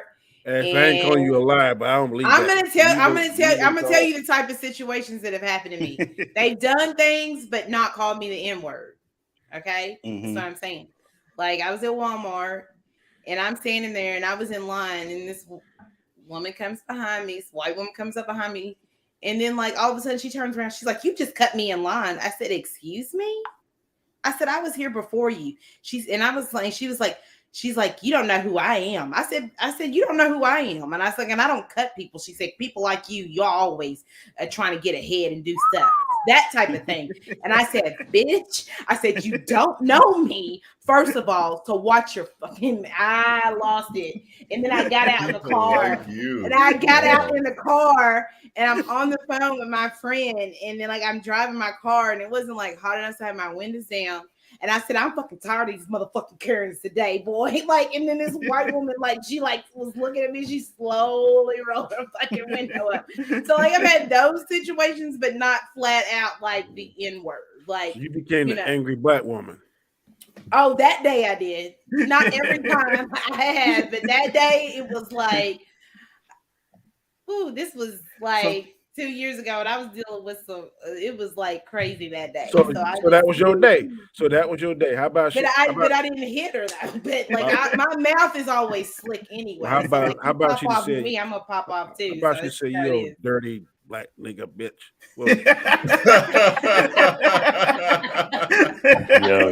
I would have said Daddy whispers it. You like I mean, it would have just been stronger. You don't know who I am, Macho Mama. So what about you, Danny? Well, I would call that. Oh man, my whole growing up and stuff. Right. So how many fights did you get into? Let's just say growing up before you became a police officer. How many fights did you get into because of that work? I didn't get in fights with white people. I got in fights with my own kind over stupid shit. But because of my size and the way I carry myself, people always think, my wife thought when we first met that I was an asshole. So I don't be smiling, I don't be that shucking and diving. My physical appearance deterred a lot of foolishness. Gotcha. I even get that now at my age now. man, you don't like you friendly. Why you don't smile? No, I don't do all that shit. Once you get to know me like y'all do, I'm cool, but I don't do that shit. I keep a certain look and persona to keep the dumb shit away. And I'm very protective of my family because, like I said, Nzo know this, but no preacher would marry me. 25 years ago, me and my wife would not marry. I've seen my daughter's boyfriends, once they find out I'm black, lose interest. So we done been through this. I done been through this stuff. I can sit here and tell you all night all the crazy shit I've been through. But hey, as long as you don't mess with my family, I'm cool because I can take it. Because I've been through the fire growing up. And Roberto, you haven't been called that only in hockey, right? See, that's what I'm saying. Like, why the fuck am I the one that walks down the street and gets called the N-word? You know what I mean? Nzo, see, I think that's where I'm fortunate because, you know, when humans see me, they think, you know, man, that's a nice young man right there. So, you know, not too much happens on my end as of late. Yeah. Yeah, right. But yeah, and I've been told, like Danny, right? And people used to think people were scared of me. Like I would walk around with a screw face, you know what I mean? And I would always walk around because it was the time around what's the movie? With Tupac, Juice, right? Tupac walk around with his hoodie and shit. So I would walk around with my hoodie on constantly. Roberto can remember. Nobody would people would look at me and see me looking and like turn away quick, you know what I mean? Like I'm some kind of gangster. I remember one time my dad made me go get beer for him, right? And this is back in the day, you know, no delivery. Well, there was delivery, but he used to like send me for something. But I gotta go to the store and I gotta carry home a 24 fucking case of beer, and I used to fucking hate it. So I'm walking with the beer, and I get to a spot and I'm like adjusting it and everything. So I'm in the park and I put it down, and I happen to look over, and there's this white woman in the car, and she's standing there looking at me, like watching. And I was just like, "What the fuck are you looking at?" And the way her face turned so quick and stopped looking at me, you know what I mean? So I'm like, man, sometimes we have this look on us and this angry look where it's like you can't say anything, you know, and you catch us on that day. Like if she would have been like, fuck you, nigger, I can guarantee you one of those beer bottles would have flew at the car. Hands down. I would have picked those beer bottles and flung it.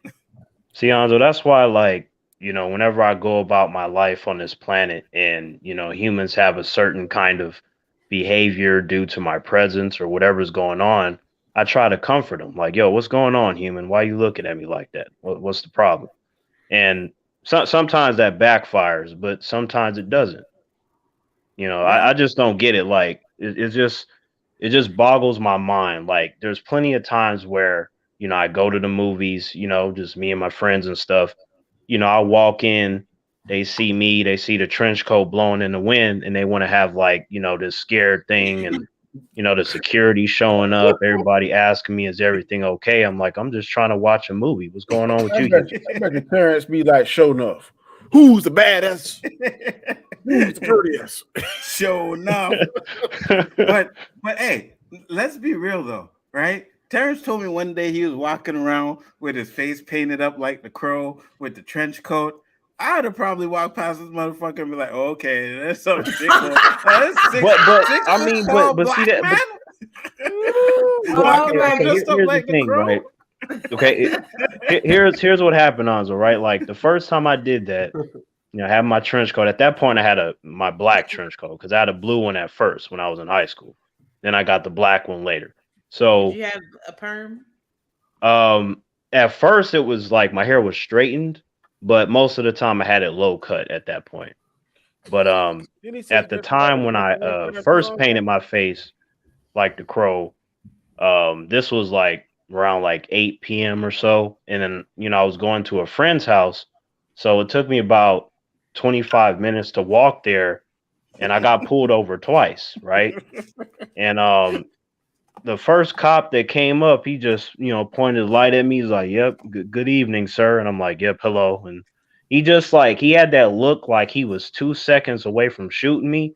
and I didn't do nothing wrong, right? And he's like, "Where are you going?" I'm like, "Well, I was going to my friend's house until you stopped me."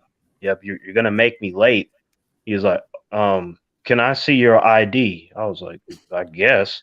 He was just like, you should have seen his expression. I'm just sitting there chilling. I'm like, I look like a nice young man, and he acting like I stepped out of hell or something. Like it was weird. I hate to say it, but I can't blame the white man for wanting to stop you like that. Like in some states, if it's not a Halloween, you're not even supposed to be in a mask in makeup. So Terrence, and then because I asked him, right, I was like, "Is there a problem?" He's like, "No, it's just," he's like, "I don't normally see that outside of Halloween." And I told him, I was like, "Well, this is not meant to be a costume or anything. I just decided to do this today." And I was like, "Do you know where this is from?" It's from a film. And I explained it to him. And then he just had this look. He's like, "Well, you have a nice night. I hope nothing happens." I was like, "You don't have to worry about me. Worry about the human." I can tell you what he said after y'all left. Crazy motherfucker. That nigga cool as hell. Yeah. Were you drinking a juice pack at the time? No, just me walking. Okay, you weren't. Okay, cool. Good. What's going on there, man? What you saying? I'm good, man. Hey, pop up the word and see what Mike said, Nzo. Which one here? This one here? Yeah. Also, please don't give Nerdman a link on. So I want to keep listening to you guys have an actual conversation. He's gonna end up blaming Marvel for the ills of the world. Yeah, I know. But I was on this stream today, so I had to return the favor. I get it.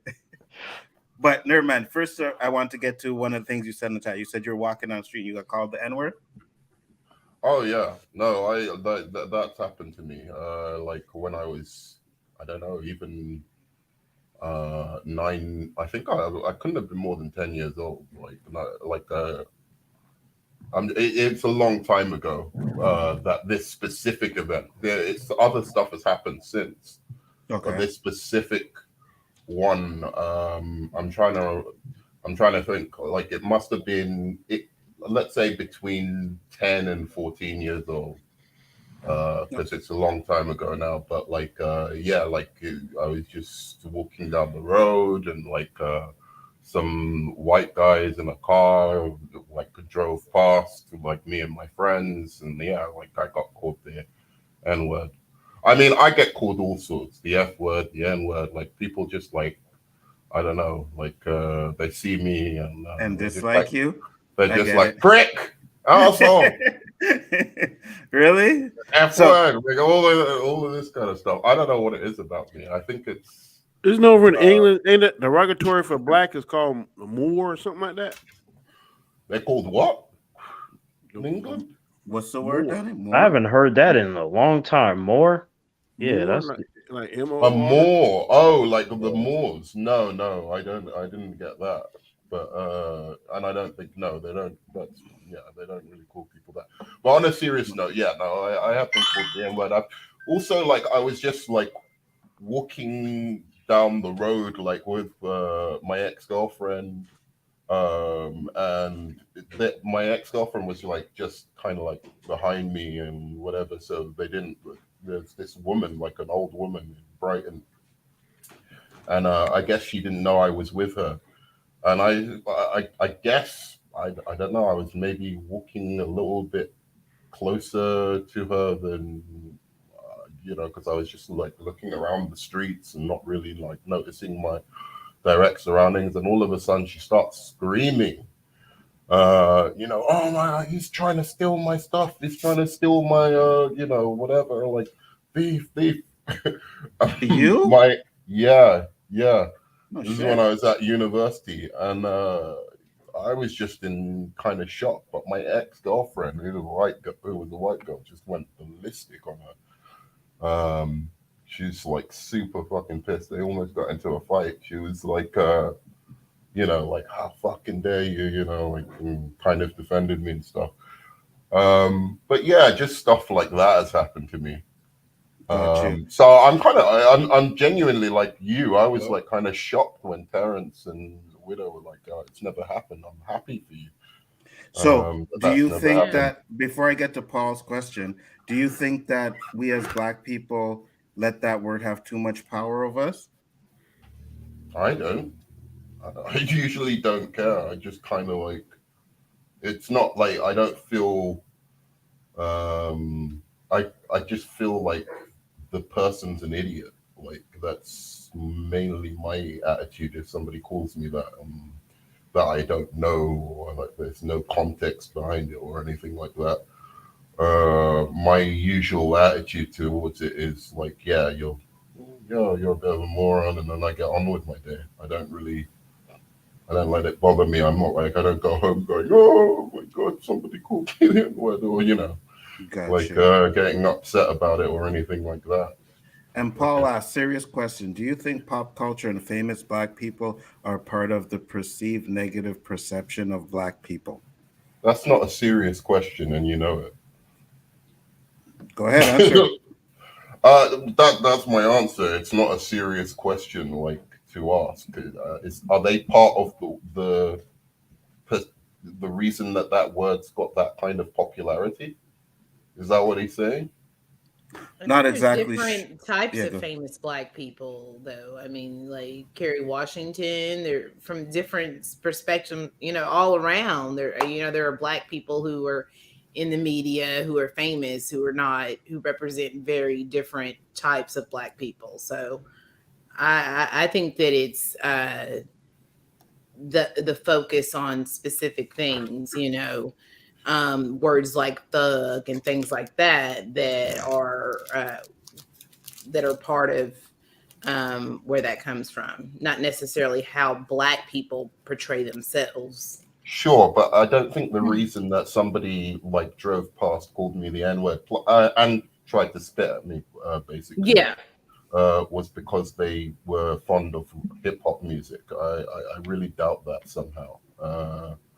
I think those kind of people would say that word or any other word that was derogatory towards Black people, whether it was in hip hop music or not. Paul said he was talking about my story about walking down the street and people getting scared. Absolutely, 100% I will agree with you, because at the time, there was the gangster movement, hip hop, gangster hip hop, you know what I mean? Like, I remember hearing stories about like, yo, you can't go to New York, if you go to New York, they're going to rob you, they're going to do this. Like, it was the shit we used to hear about going to New York. I was like, man, I ain't never gonna fucking go to New York, right? Same thing with LA too, man. Yes, LA was exactly. like that. Right. So all those things you were hearing, but I know, like, if I go to LA or New York, as long as I don't fuck with nobody, no one's gonna fuck with me. You know what I mean? As long as I'm, careful, not wearing different certain colors in a certain area or whatever. But no one's just gonna be like, hey, look at this guy, let's get him. You know what I mean? But the perception was, if you say you're Canadian, maybe. Maybe. No, if they ask you where you're from, then you should be very scared. Anzo, to your point, right? So wait, is gangster music? Oh, sorry, is hip hop music responsible for people being scared of Black people? No, absolutely not. But what I'm saying, I'm asking, is that what he's saying? He's asking about my story and perception, right? But I'm saying with the perception of what people are seeing, like especially here, you know what I mean? Because not a lot of people over here been to New York or whatever, or even if they did, they will always have that, yo, you can't go to this area, you can't go to that area, right? So what I'm saying is, like, when I'm walking down the street with my hood, yeah, I kind of look like a gangster. You know what I mean? Screw face, walking down the street, hooded up, screw face, no one's looking at me and shit. So yeah, I can understand why people would be scared and get a perception of me being like a Tupac type of guy, because that's what they see. I think that's a silly thing, like a hood. I mean, that's what happened before Trayvon Martin. It is silly. Absolutely, 100%. It is silly, but it's the perception that they get, right? Especially back in those days when all you saw on TV was Black people being gangsters. But you can see a white dude walking around with a hoodie and his head up, and people don't think anything about it. But I don't understand. I'm not saying what you're saying is. I'm just saying. I hear what you're saying. It's just ridiculous. Alonzo, to your point, right? Like, when I was growing up, middle school and high school, that was the time period in which I met a lot of gangsters, like a lot, right? And it just there was a certain way that you had to be around them, and certain colors would trigger school fights, and then there'd be like the meetings after school where the gangs would fight each other. So that was all around me. Fortunately for me, especially when I went into high school and I started doing martial arts and stuff, I was known as the ninja guy. So, they didn't really fuck with me that much off of that, but they did give me a lot of tips and warnings about staying away from these dudes and don't do this and don't do that. So I guess in that regard it helped. But if you were outside of that, then you didn't necessarily get those tips and things. And I saw plenty of humans get their shit wrecked, and there was one time where I had to save a friend from getting jumped by some gangsters. Luckily, I knew them, and I was able to get my friend out of that situation. He had a big mouth, but that was because he didn't know how to fight, so that was his means of defending himself. But a lot of that culture and stuff you were talking about is wrapped up into all that, especially in the areas that I grew up.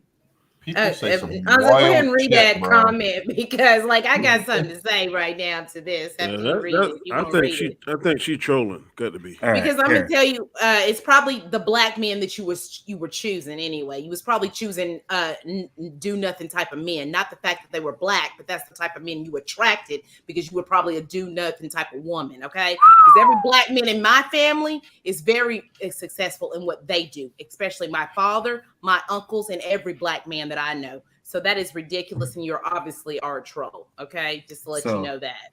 Let me read it. Every black man I've been with was a do nothing. White guys, not so much. My husband started a comic book business at some point. Yeah, gotta grow up. I don't judge all people that way, but culture.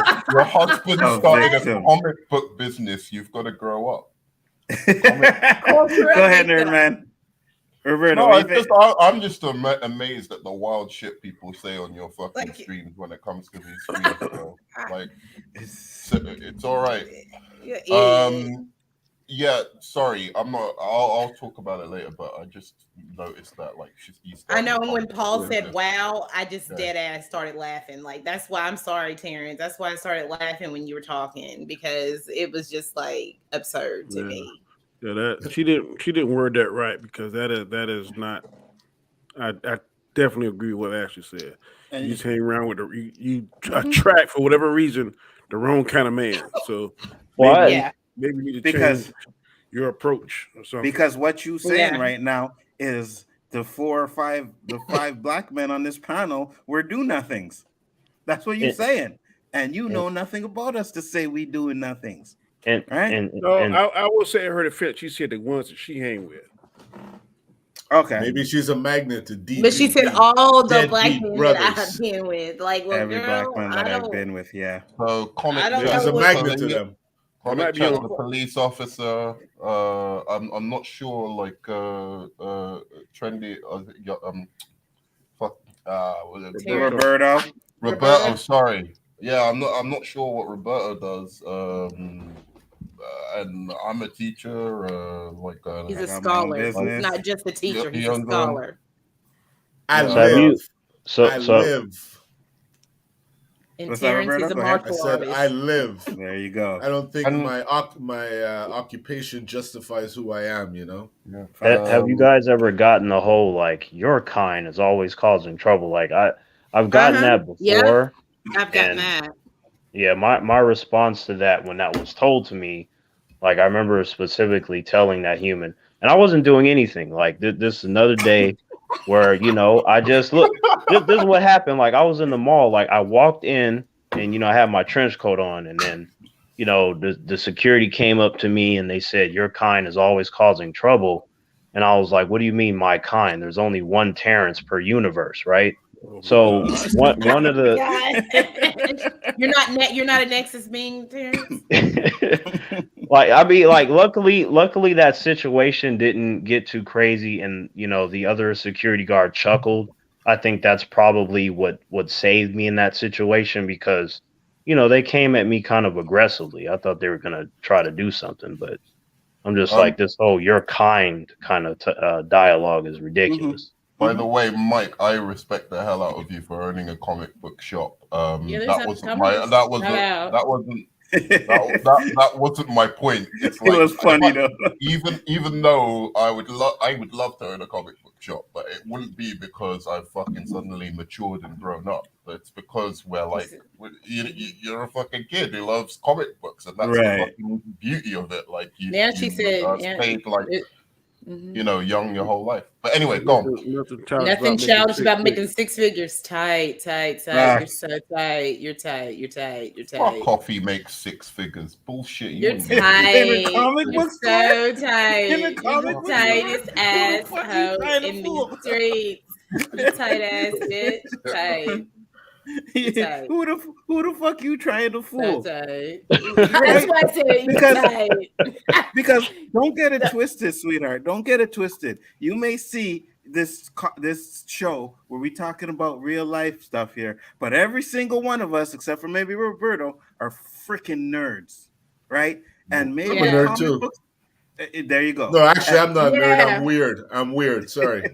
So maybe a comic book store could be profitable, but don't sit there and talk about us making six fucking figures because I don't care if you have the biggest comic book in the world. It's you know what I mean? It's just not doing that. I'm sorry. I would love Road Comics. Like Road Comics needs to speak that's what I'm saying. If that's the case, if he's making doing some money laundering. He's a criminal, bro. If a comic book store is making six figures, Mike, I'm coming to wherever you are, bro, because we need to talk. We open that store tomorrow. We need to talk. That's Nzo. To your point, man. That was another thing too. That was said to me, like the whole, like I've had humans get surprised at the fact that, you know, I know about comic book stuff, and I've had humans say to me like, "Wow, you're a nerd? Like what? I didn't expect that." I'm like, "Well, what did you expect?" Like it's like they had like, I don't know, I guess something stereotypical in mind for me because I'm a black man. You know, I guess they were shocked in that notion, like, wow, you're not supposed to know that, you're black, you know, like they had those kinds of reactions. I'm like, what the fuck? No. I'm like, so I guess if you're black, you know, you're not supposed to know nothing about comic book stuff. That's how I took that. I was like, all right, fair enough. What about, you speak proper English? Oh, right. Yeah. You're so articulate. Oh my God. Yeah. That's insulting, man. And I'm sorry, Scuba, but yeah, man, I love me some Heineken, brother. I love me some Heineken. But yeah, hey, man, I'm just saying, and Mike, hey, Mike, hit me up in your DMs, man, because if you're making six figures, you know what I mean? Yeah, we need to hit up Mike, bro, because I didn't know that. I didn't know comic book owners were like fucking thriving. If that's the case, man, we can franchise these. Yeah, franchise up here in Canada, man, making those six. We're gonna have them everywhere. Road Comics in every state. Yeah, Mike has a mansion and shit. Like that's cool. Yep. Yo, do you want to open up a Europe branch? You know what I mean? It's crazy how black people get stereotyped for education when half of the athletes that are pros are college educated. Well, yeah. Hey, a lot of these guys, they have to be, right? Because some of these colleges, even though, right, some of these colleges, and not all of them, some of them, like the big top ones, it's all about the sport, right? So they'll do things to like, oh yeah, your marks are about, okay, we'll just give you a certain mark. But some of these colleges actually care about the students and are like, listen, if your grades aren't at a certain point, you're not playing sports. And I agree with that 100%. You know what I mean? Small colleges, bro. They D1 and they got that TV time. You could be dumb as a damn board. They're gonna. I know, like at the where I went to the University of Kentucky, and say if you like went to the NBA and everything, you can always, and once your career's over, you can come back at any point, finish your degree, lifetime. You don't have to pay. So they do that for the college athletes. Absolutely. That's awesome. I don't. Man, give a that's fuck. that's how my parents I were. don't I think mean, it's truth. I think you're delusional, and I think you need to Who's crawl back truth? in your hole and die. Basically, not literally, Jesus. but just like shut up. You're an idiot. I'll take Suze is the only one up here who sounds educated. Parents for the street. Oh my god! Parents for the street. Can I do something, please? Now, Don't try and fucking like, dude. Fuck you. Still, hold on. I First don't off, what care about. do you Like, want to do? You Can I want do to it? block her? Can I do it, please? Not yet. Oh, she's not already yet. been done. They already did it. Okay, that's fine. I was gonna say not yet because I was gonna we're gonna wreck her, but she can still watch. We can still wreck her. What do you have to say about that, nerd man? You're the only one that sounds educated. No, I said like, dude, don't try and. It must like, be the accent. Don't try and curry favor with me after what you said about black guys. No disrespect, That nerd fucking man, bullshit. but you know how they see that British accent as intelligence all the time, you know? It's because they do. that bald head and that leather jacket. I tell you, That's what it is every time. I get Let's go get my leather jacket. Danny's the only educated one on this panel. Anzo. You see, now I was just about to ask the fucking man a question and be like, "All right, nerd man, you've hung with all of us. Are we educated or not?" And then he had to come on with his bullshit about Danny's the only one educated, so he won't be back. Danny's Stephen A. up in here. I don't really using all these big words and shit, huh? Yeah, Bonzo, you like how you were talking about the colleges and the grades and stuff. Mm-hmm. Like my parents were kind of like the college and stuff because they told me, "Hey, Terrence, if your grades are not on point, you're not gonna go and practice your martial arts." So I was like, "Man, fuck." Mm-hmm. So I mean, that's how they said it to me. My dad was like, "You ain't gonna be up there doing no fucking roundhouse kicks if you don't get your grades together." I was like, "How you gonna do me like that, father? Right. That shit ain't right." So contrary to what this bitch thinks, right? We as black people, we need our education because we have to work 10 times harder than your kind. Racist white people like you, because everything you spoke in here was a fucking piece of racist bullshit. Let's stay civilized people. Yeah. Hey, no. Fuck I already called her a bitch and told her to call him the only thing you can do with shit is flush it down the toilet. I'm just saying. Yeah, because we don't play with shit up in here. Facts. I don't play with shit anywhere. Mm-hmm. Yep, you can polish it up all you want. It's still gonna be a piece of shit. You gotta flush it. Yep. It is what it is, man. Yeah, you came in here talking your bullshit, so you gotta expect to get that bullshit. Yeah, that was amazing. Simple and plain, man. Oh my god! You can sit there and say whatever the fuck you want to say. Yo, Merdman's the only one that sound educated, but I bet every single one of us on this fucking panel is more educated than you. I'm educated. Yeah. Mm-hmm. I got some more, man. You can't be that educated when you sound like a fucking idiot. I'm just saying, like you can't be that. I got my learning at the University of Kentucky. You heard that, right? my education came from England, so. Yeah, that's why Nerd Man is more educated than the rest of us because we are from the streets. My school's a top school. No. Fuck out of here. I mean, you know, hey, I was homeless, but that's not the fucking point. That human's dumb as hell. And look at my boy Donnie. Donnie don't look like he from the streets. You know what I mean? I'm sorry. Donnie just looks like, one of those black dudes you just don't mess with. You know what I mean? He just look here. He looks like my freaking uncle. He acts like my uncle. Like country boy. Like he looks. I think you think he'd be a deacon in the church, be a real nice man, giving out dollars to the little kids. You know what I'm saying? Like wearing his nice suits. Good old Uncle Danny. Yeah, keep talking over back.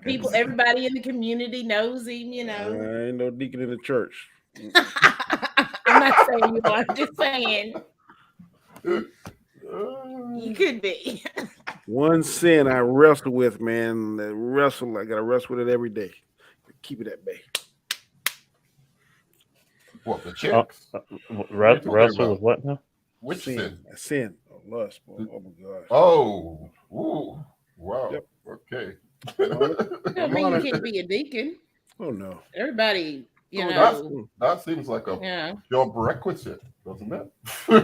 No. These days. Wait. Let me ask you this, Ashley. No, I do. Ashley, do you? Ashley, do you see me as being a preacher? Like, do you feel like you being a preacher? Wait, said hell no. What's wrong? You don't see me in the outfit and stuff, I think Roberto, with the way you talk, bro, like maybe you could like hold the audience wrapped. Maybe in a comic book, you could be a preacher. Actually, it'd be like that. It'd be like that comic preacher. Yeah. Yeah, you could be a preacher in a comic book. Let me just say this. Roberto is the most gangster out of all of us on this panel. I'm just gonna keep it real. Like when you started the show, he said this episode, he told us to stay away. Like I know it's a hybrid. Yeah, like you know what? Actually, I thought I'd do something different, because I loved it. Me and Nzo always talking about we're high. We never talk about what strain we're on. And I was thinking, maybe if we incorporate it in our show, some fucking weed grower will tell us, you know what? Why don't you guys do a show? I'll send you guys bud every week. You could smoke it, do the show high on the bud that I sent you, and give us your opinion. That show would kick, because how many people fucking smoke out there who would love to know more about it? Roberto thinking out the box. I would all the weed. I would sample all the fuck weed. Sports clothes. Fuck all these stupid shit people are getting for free. Send us weed. Send us weed. We will sample it and give you our opinion. Yes. Yes. Okay, wait. Now that you back, Nzo, I gotta ask you, because I asked Ashley and Danny. So, do you see me as a preacher? Absolutely not.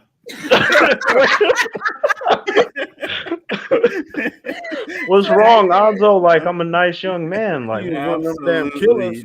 I totally in a comic, like the preacher, like the comic book. Yeah, the comic book preacher. Or like the end of times preacher, like when there's zombie apocalypse, and he's like becomes a preacher, He'd be like, "Hey, yo, check this out. Our Lord and Savior, Bruce Lee." He's like, Terrence would have been what a wet. No, Terrence would have been like, our Lord and Savior should have wiped out 97% of the fucking humans on this planet. That's what he should have been. So I got one more thing I wanted to react to, and I think I'll put this as maybe homework for next week, so some of you guys can watch it. Now, this is a trailer for Everything Is Going to Be All White. Oh wow, okay. I watched some of it. Ashley's watched some of it, and I know me and Paul have had discussions on this trailer already, and I think it would be a good topic to discuss if we all like kind of watch the show. So let's give the trailer a look and see what is this? Everything Is Going to Be All White. Okay. I think what annoys me most about white people is when they pretend like they're the victim. What's also annoying is when they kill us. What is fragile about whiteness when everything has been constructed around it? Every part of who I am has been distorted or criminalized. It's really just a bunch of white lies. We're storming the Capitol! You're not patriots. You're ridiculous. One of the definitions of American whiteness is ignorance.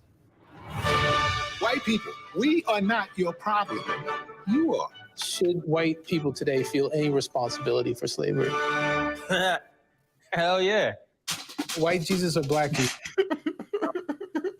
Geography. Ain't no way Jesus walked around with blonde hair and blue eyes. White culture fears the end of the world. For us as Native people, the end of the world already happened like multiple times. Symbols and monuments, these are mementos of racism. Bring that sack back. Put up a TCBY yogurt or something. Everybody can get behind. The truth has to be told about history. We have to make sure that these stories are told from our perspective. There's always hope. You know what I'm saying? We don't give up. It's about obliterating systemic and institutionalized racism. This is a wild place, y'all. It's a wild place. I know Harriet and Frederick be up there just like, what is they gonna do?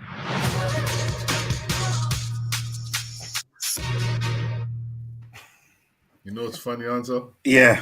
That show I told you I watched that, sorry, I forgot the title because I'm high on some powerful indica shit. But, hold on, Roberto. Anytime you say you're high, you got to say the strain, though.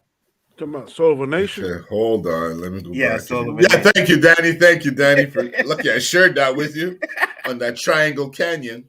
But now I lost my brain of thought. The London pound cake. You said what's funny. You watched Soul of a show. Yeah. Oh, they were talking about how the word hope is incorporated in the Black community. Do you guys feel that's the case? Because I only heard them say hope like 2-3 times in that video. How do they say this is like different? It's like. Well, Roberto, I mean, I'm not sure. I mean, for me, I don't believe in hope. I believe in willpower, but that's another thing entirely. Wow. Because they were talking about the church and how church is incorporated in the Black culture, and the new generation is not really following that path. So the church is slowly diminishing, and it's all coming down to hoping. I think that's very true. I believe in hope and faith. Mm-hmm. And I know the church does not have the strength and power it once had.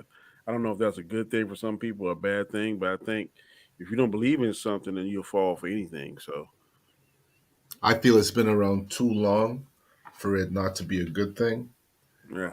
I think when it's gone, we're going to realize how much of a good thing it was. Mm-hmm. What, hope and faith? Or no, the church. The church. Right. At least in America, it's slowly diminishing. It is. Mm-hmm. Uh-huh. Well, it's just like I mean, I've had it's interesting because, you know, I like superheroes, and a lot of them speak about hope and stuff, you know, the idea of believing in everything and everyone but yourself and waiting for a specific thing, and then if you don't get it, then they fall into this deep sea of darkness, and that's not good, right? So for me, you know, just kind of operating off the willpower, it doesn't run out. Like, that's why I don't like hope. But I understand why a lot of humans, they feel comforted by this idea of hope. Something to ride on. I think hope is a good thing. You know what I mean? I hear what you're saying, Terrence. And I know it is about willpower too, right? And, you know, you have to put your mind to what you want to do, right? Because if you're not fully invested, no matter how hard, you got to be invested in what you want to do. But it's also good to hope for things, man. You know what I mean? I think willpower is the vehicle. Hope is the destination. I don't think so. Like, wait, hold on, Nzo. What you just said, like, how do you mean? Like, you hope for something? Well, I mean, like, you know, hope for peace, you know, hope for this, hope for that. You know, it's always good to have something to work for. You know what I mean? Yeah. Shit, I hope I get rich. I hope I do we this. all hope that Russia won't lose their damn mind and cause World War III. They've already lost their mind. It's happening, Danny. But that's the topic I'm saying. I'm surprised we're not talking about. I'm just saying. Yeah, you didn't know, like, during this stream, they performed a military operation on Ukraine. At night. They do everything at night. No, it was at 5 a.m. their time. Oh, really? My girlfriend's Russian, and she's freaking out about it. Yeah, they did. Like, I got the update on my phone, like, when we were talking, like an hour I'm not ago, yeah. okay. Like, so for what you said, Nzo, right? Mm-hmm. Like, for me, I don't hope for anything, right? Like, usually my mind is clear, and then I just move about life, and then certain things that I want, I go after it, and I make sure it's done. Like, to me, that's sort of like kind of if I put it that in hopeful, dude. That's a hopeful disposition. No, like for me, it's like me carrying weight. It's like when I'm like putting weights on my back, and then I take it off and I feel a relief. That's what I consider it as, like a certain kind of weight that I don't need, that's counterproductive. But it's interesting because my whole life I've seen that that humans have been programmed with that, and they cling to it desperately because that's all they know, and to them it benefits them in different ways. But for me, that's not a thing. Yeah, I right. So wait, are you you're saying you're pessimistic then, or are you saying that you work hard for the things that you desire and you don't like think about it in terms of like, oh, I hope this is going to happen because of like, you know, luck or good fortune or something? It has to be, I'm going to work for it if I want it, and then do it. Well, I mean, it's not quite pessimistic per se, and it's more like I just do things, right? There's nothing else to it. Like there's with hope, there comes a lot of strong emotion, right? Like even with, you know, what Ashley and them were saying about the whole Russia situation. You know, I've had even my friends, you know, tell me, Terrence, I hope that this doesn't happen. I hope World War III. And I don't care about that stuff. There's no need for me to hope against that because that's not going to do anything to the situation. Like I can hope all I want, right? It's not going to stop them from going to World War III if that's what silly humans want to do. But that's why I say it's counterproductive because it doesn't do anything. It's a waste of energy and time. So that's why I don't immerse myself in it. You don't hope for anything that isn't in your control, basically. Like if it's something like I hope like Facts, Landon. Well, I mean, okay, like your World War III example, for instance, that's not in any of our control. We can't really do like a bunch of stuff individually that will, you know, lead to a better outcome. Kind of, nerd man, right? Because that's the thing, right? Let's say something happens, right? Most humans are gonna panic, scream, be weak, typical behavior and stuff, right? With me, I'm like, okay, well, it happened. What am I gonna do if something happens in my general vicinity? Then I'm gonna do what I'm gonna do. Like the rest of that is irrelevant because it's not helpful. Like, what is me running around and screaming and doing all this silliness going to do to fix the situation? It's not going to do anything. That's why hope, like with hope, often breeds darkness. And then from that comes the idea of humans panicking because they can't control something. With me, I'm not going to react these ways because I don't depend on those things. They're not areas of strength to me. They're areas of weakness. I see hope as things that people think can't really happen. That's why they hope for it. Yeah. Now, if you take hope away from, like, you know, it's well, let's just say you take hope out of lottery. Why do people play it? Okay, that's a good one, Roberto. That's a good one, Roberto. Right now, that's a good one, Roberto. Hey, but for me, like I don't play the lottery, Roberto. Right? I sent you an article. Okay. Yeah. Go ahead, guys. But it's different levels of hope because you could be like, say you're feeling bad and you go to the doctor to get checked out. Human nature can be like, well, I hope I ain't got nothing. Hope I ain't got nothing serious. And then you go there and the doctor checks out and you feel relief, then okay. Thank you. I dodged a bullet. But I see what he's saying. You hoping nothing happens didn't really change the outcome.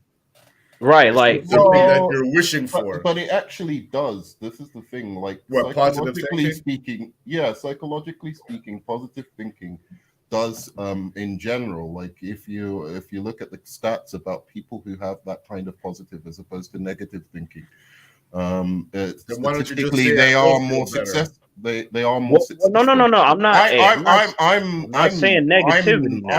I'm a pessimist, like in most kind of things, but I kind of wish I could be an optimist. And like you said earlier about faith, I often am really jealous about people who do have faith in God or something like that, because I just think in general your life is there's gonna be an improvement in your outlook on life if you think, oh wait, when I die, I'm not just gonna be worm food. I've got a soul, and my soul is gonna ascend, and I'm gonna be part of the kingdom of heaven, and all of this kind of stuff. I would love to have that fucking outlook. That would immensely help me in terms of, because I'm terrified of fucking death. Right? Wait, why are you? But So why? many But why are you afraid of something that's out of your control? That's illogical. That makes no sense. because it's the annihilation of my being, of everything I've ever known.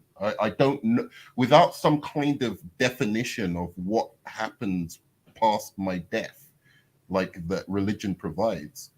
I'm just I all I know of it is oblivion. Like I'm just not going to exist. It's a completely you couldn't understand it or comprehend it without like some kind of religious kind of idea of what might be after. Well, that's an interesting perspective because I know humans that think the complete opposite, that also do not have any form of faith. Like even for myself, like I believe in God and Jesus, but my strength does not come from them or anywhere else. It comes from me.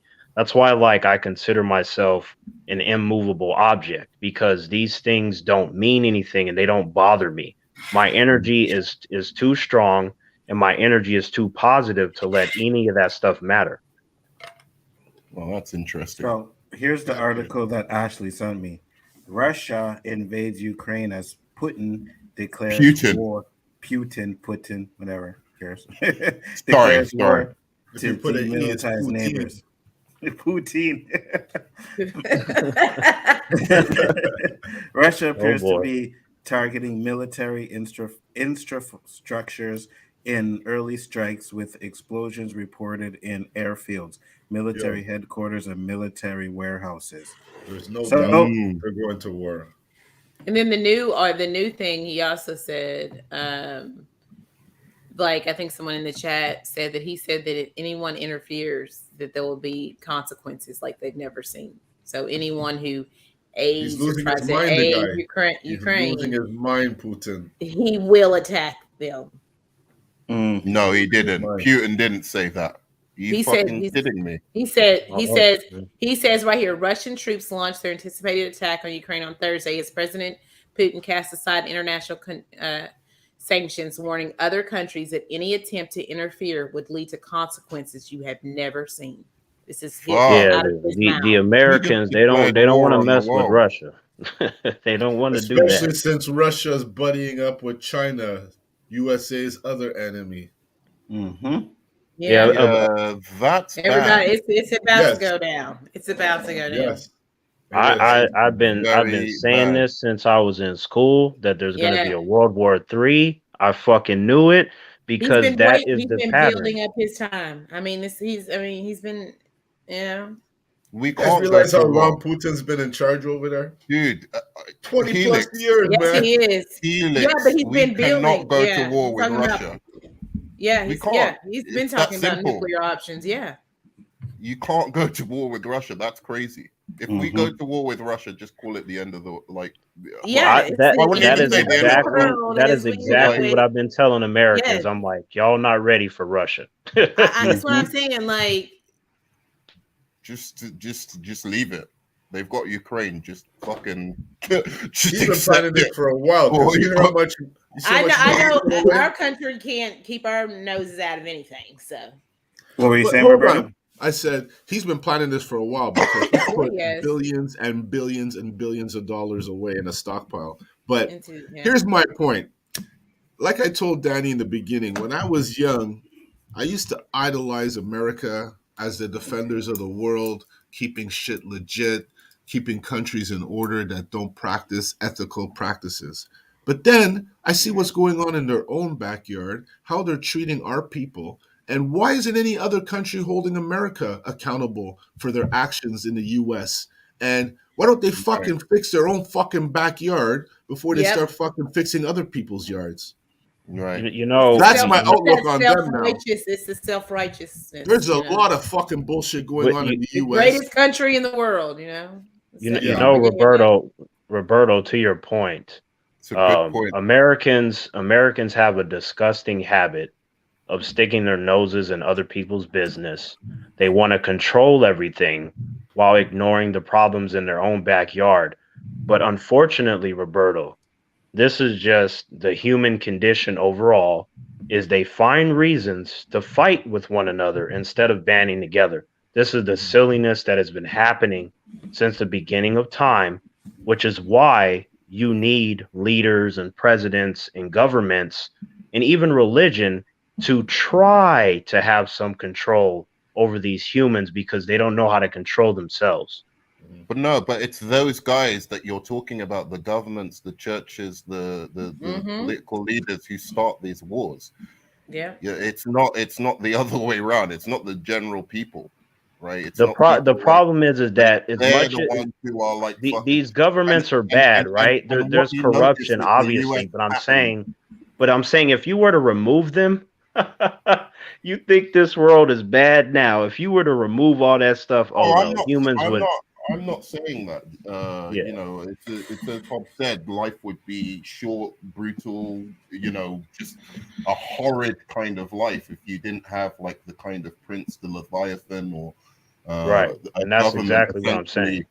But I still think that, you know, within how you structure government, you have some kind of leeway to give people more power, right? So even though you need a government, certainly the shape that government takes is what's kind of more in our power and more in our control. Like you can't just have anarchy, obviously, but you could have a much more democratic system than the one that we have now. And even regardless of what is set up, right? Like obviously you can have better and worse scenarios, but the main problem that humans don't want to look in the mirror at is that humans are the fucking problem.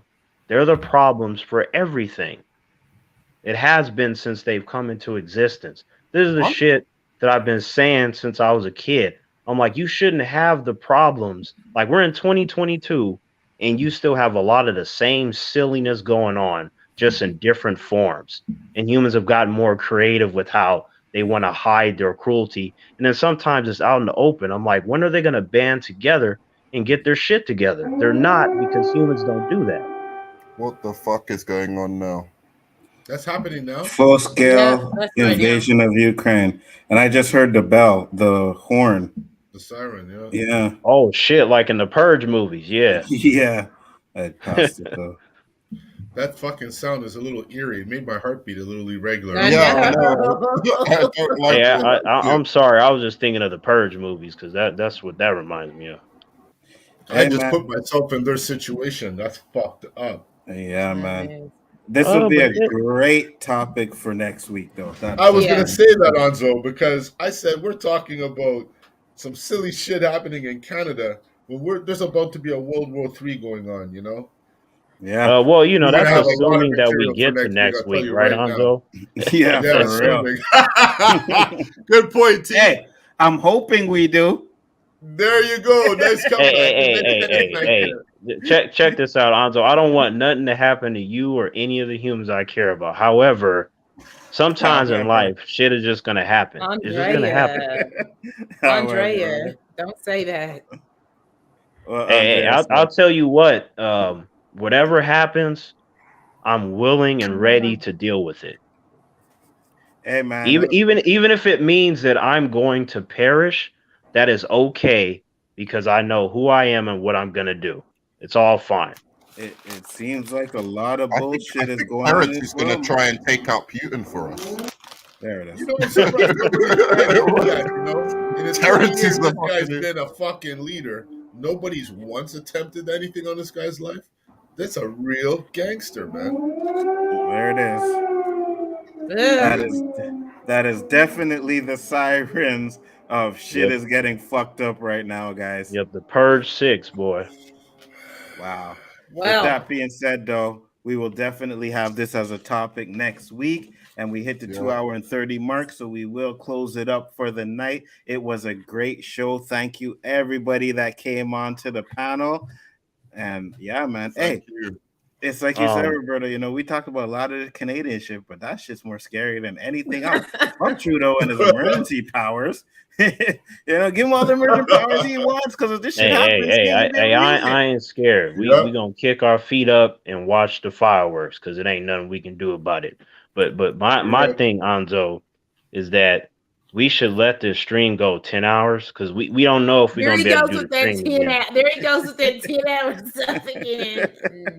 No. I'm just saying, Nzo, think about it. If you shut this off, what if this is like our last conversation? Like humans be wilding out. You never know. Then it was a great one, and I will I ain't enjoy saying every something minute y'all of for it. 8 you more know? hours.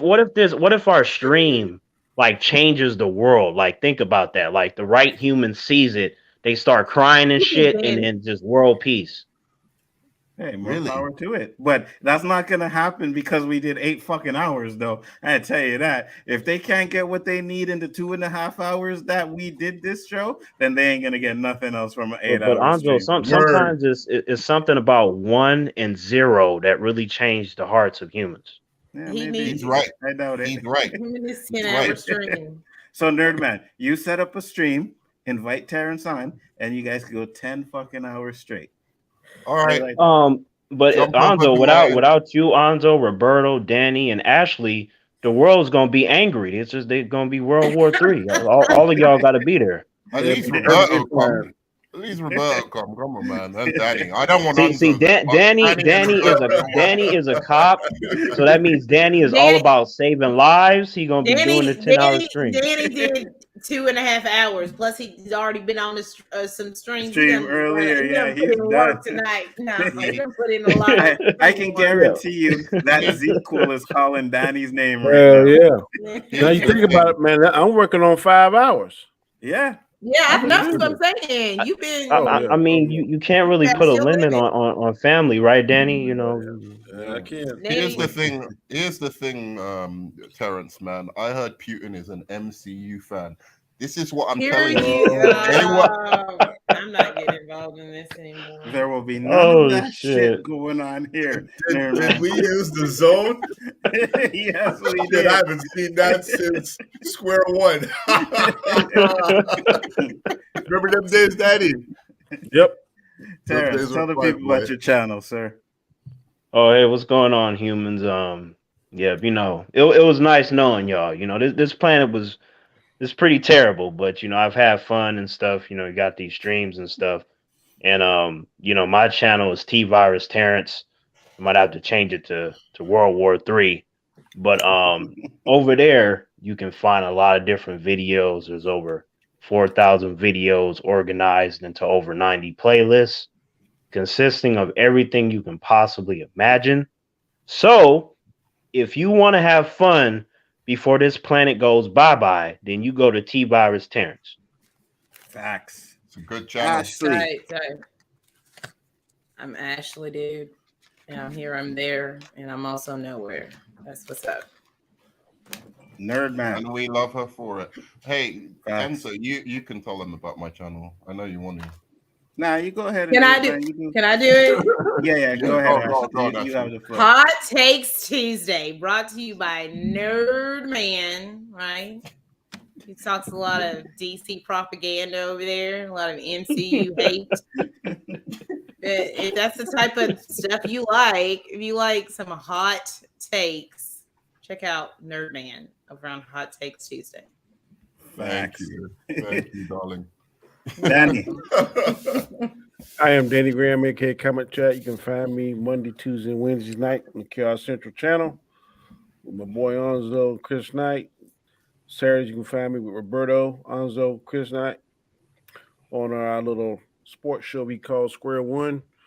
We mainly talk NBA and in the NFL. We'll probably be covering the lackluster All-Star weekend the NBA just had last weekend. Let's talk about that fucking dunk contest. Oh yeah, won't be very long, but we'll make it good. But I already did. You get the list, Nzo, I sent you? No, you sent me a list. Yeah, top 50 of those people are talking about. You sent it on Twitter or on message? Twitter? Yeah, check Okay. your Twitter. Oh, you gonna like this? You gonna like this, Roberto? There's homework for Saturday. Ain't no homework, but you gonna like it. Oh yeah, no, you're gonna like this. Yeah. Okay. It's gonna be good. Roberto, talk to the people, sir. Don't got much to say, yo. Don't Tell them got about the much to strain. say. We got to end it off with the strains. Okay. Yes. This stream has been brought to you by Next week will be brought to you by. Let's see here. Let me go into my little dictionary. W for war. No, we're gonna. If I can find some war strain, I'll be into it. But let's see. You know what? I'm gonna keep it live. I'm gonna announce the strain the night of, because no, I meant tonight's strain. What was tonight's strain? Yeah, remind us. What was the tonight's sponsor show? of tonight's strain? Sponsors, yeah. Tonight's strain was brought to you by Triangle Canyon. It's a marijuana strain, 70% indica, 30% sativa. You feel the effects hit you square between the eyes almost as soon as you exhale, filling your brain with high-flying happiness and a touch of creativity. Hey, I'm gonna have to smoke me some of that. You know what I mean? So come fly to friendly skies. Trendy Mendy, your way. You know what I mean? That was amazing, Roberto. Well, thank you, Widow. Thank you. And my sponsor for the night was Batman OG mixed with a little bit of Afghan hash. That's damn. Everybody knows you're a DJ mixer. Hey? You don't know. Can't have one without the other, brother. That being said, guys, much appreciated. Nzo, one last thing, brother. Go ahead. One last thing. You know, this might surprise you, but I hope I'll be able to stream with you again. Oh, okay. Absolutely. Next Wednesday. I thought you were gonna say you were transitioning, but like, okay, cool, man. Wow, man, that's your job. We're waiting for you to say that. I know I said next Wednesday, but Anzo's on here all the time, so yeah, no, we definitely be on here next Wednesday. You know what I mean? Bat channel, same bat time. Facts. Even if there is a war going on, our motherfucking asses will be streaming. Chilling, burning, live from having Kiev. fun. That's right. Yeah. So when the world is going to fucking hell, you better believe we are here to entertain. Yeah. And I love you all around. Man. Facts. I love you, that actually. Oh yeah, be cool, never man. I got you. Peace, guys. See you in the next one. Later.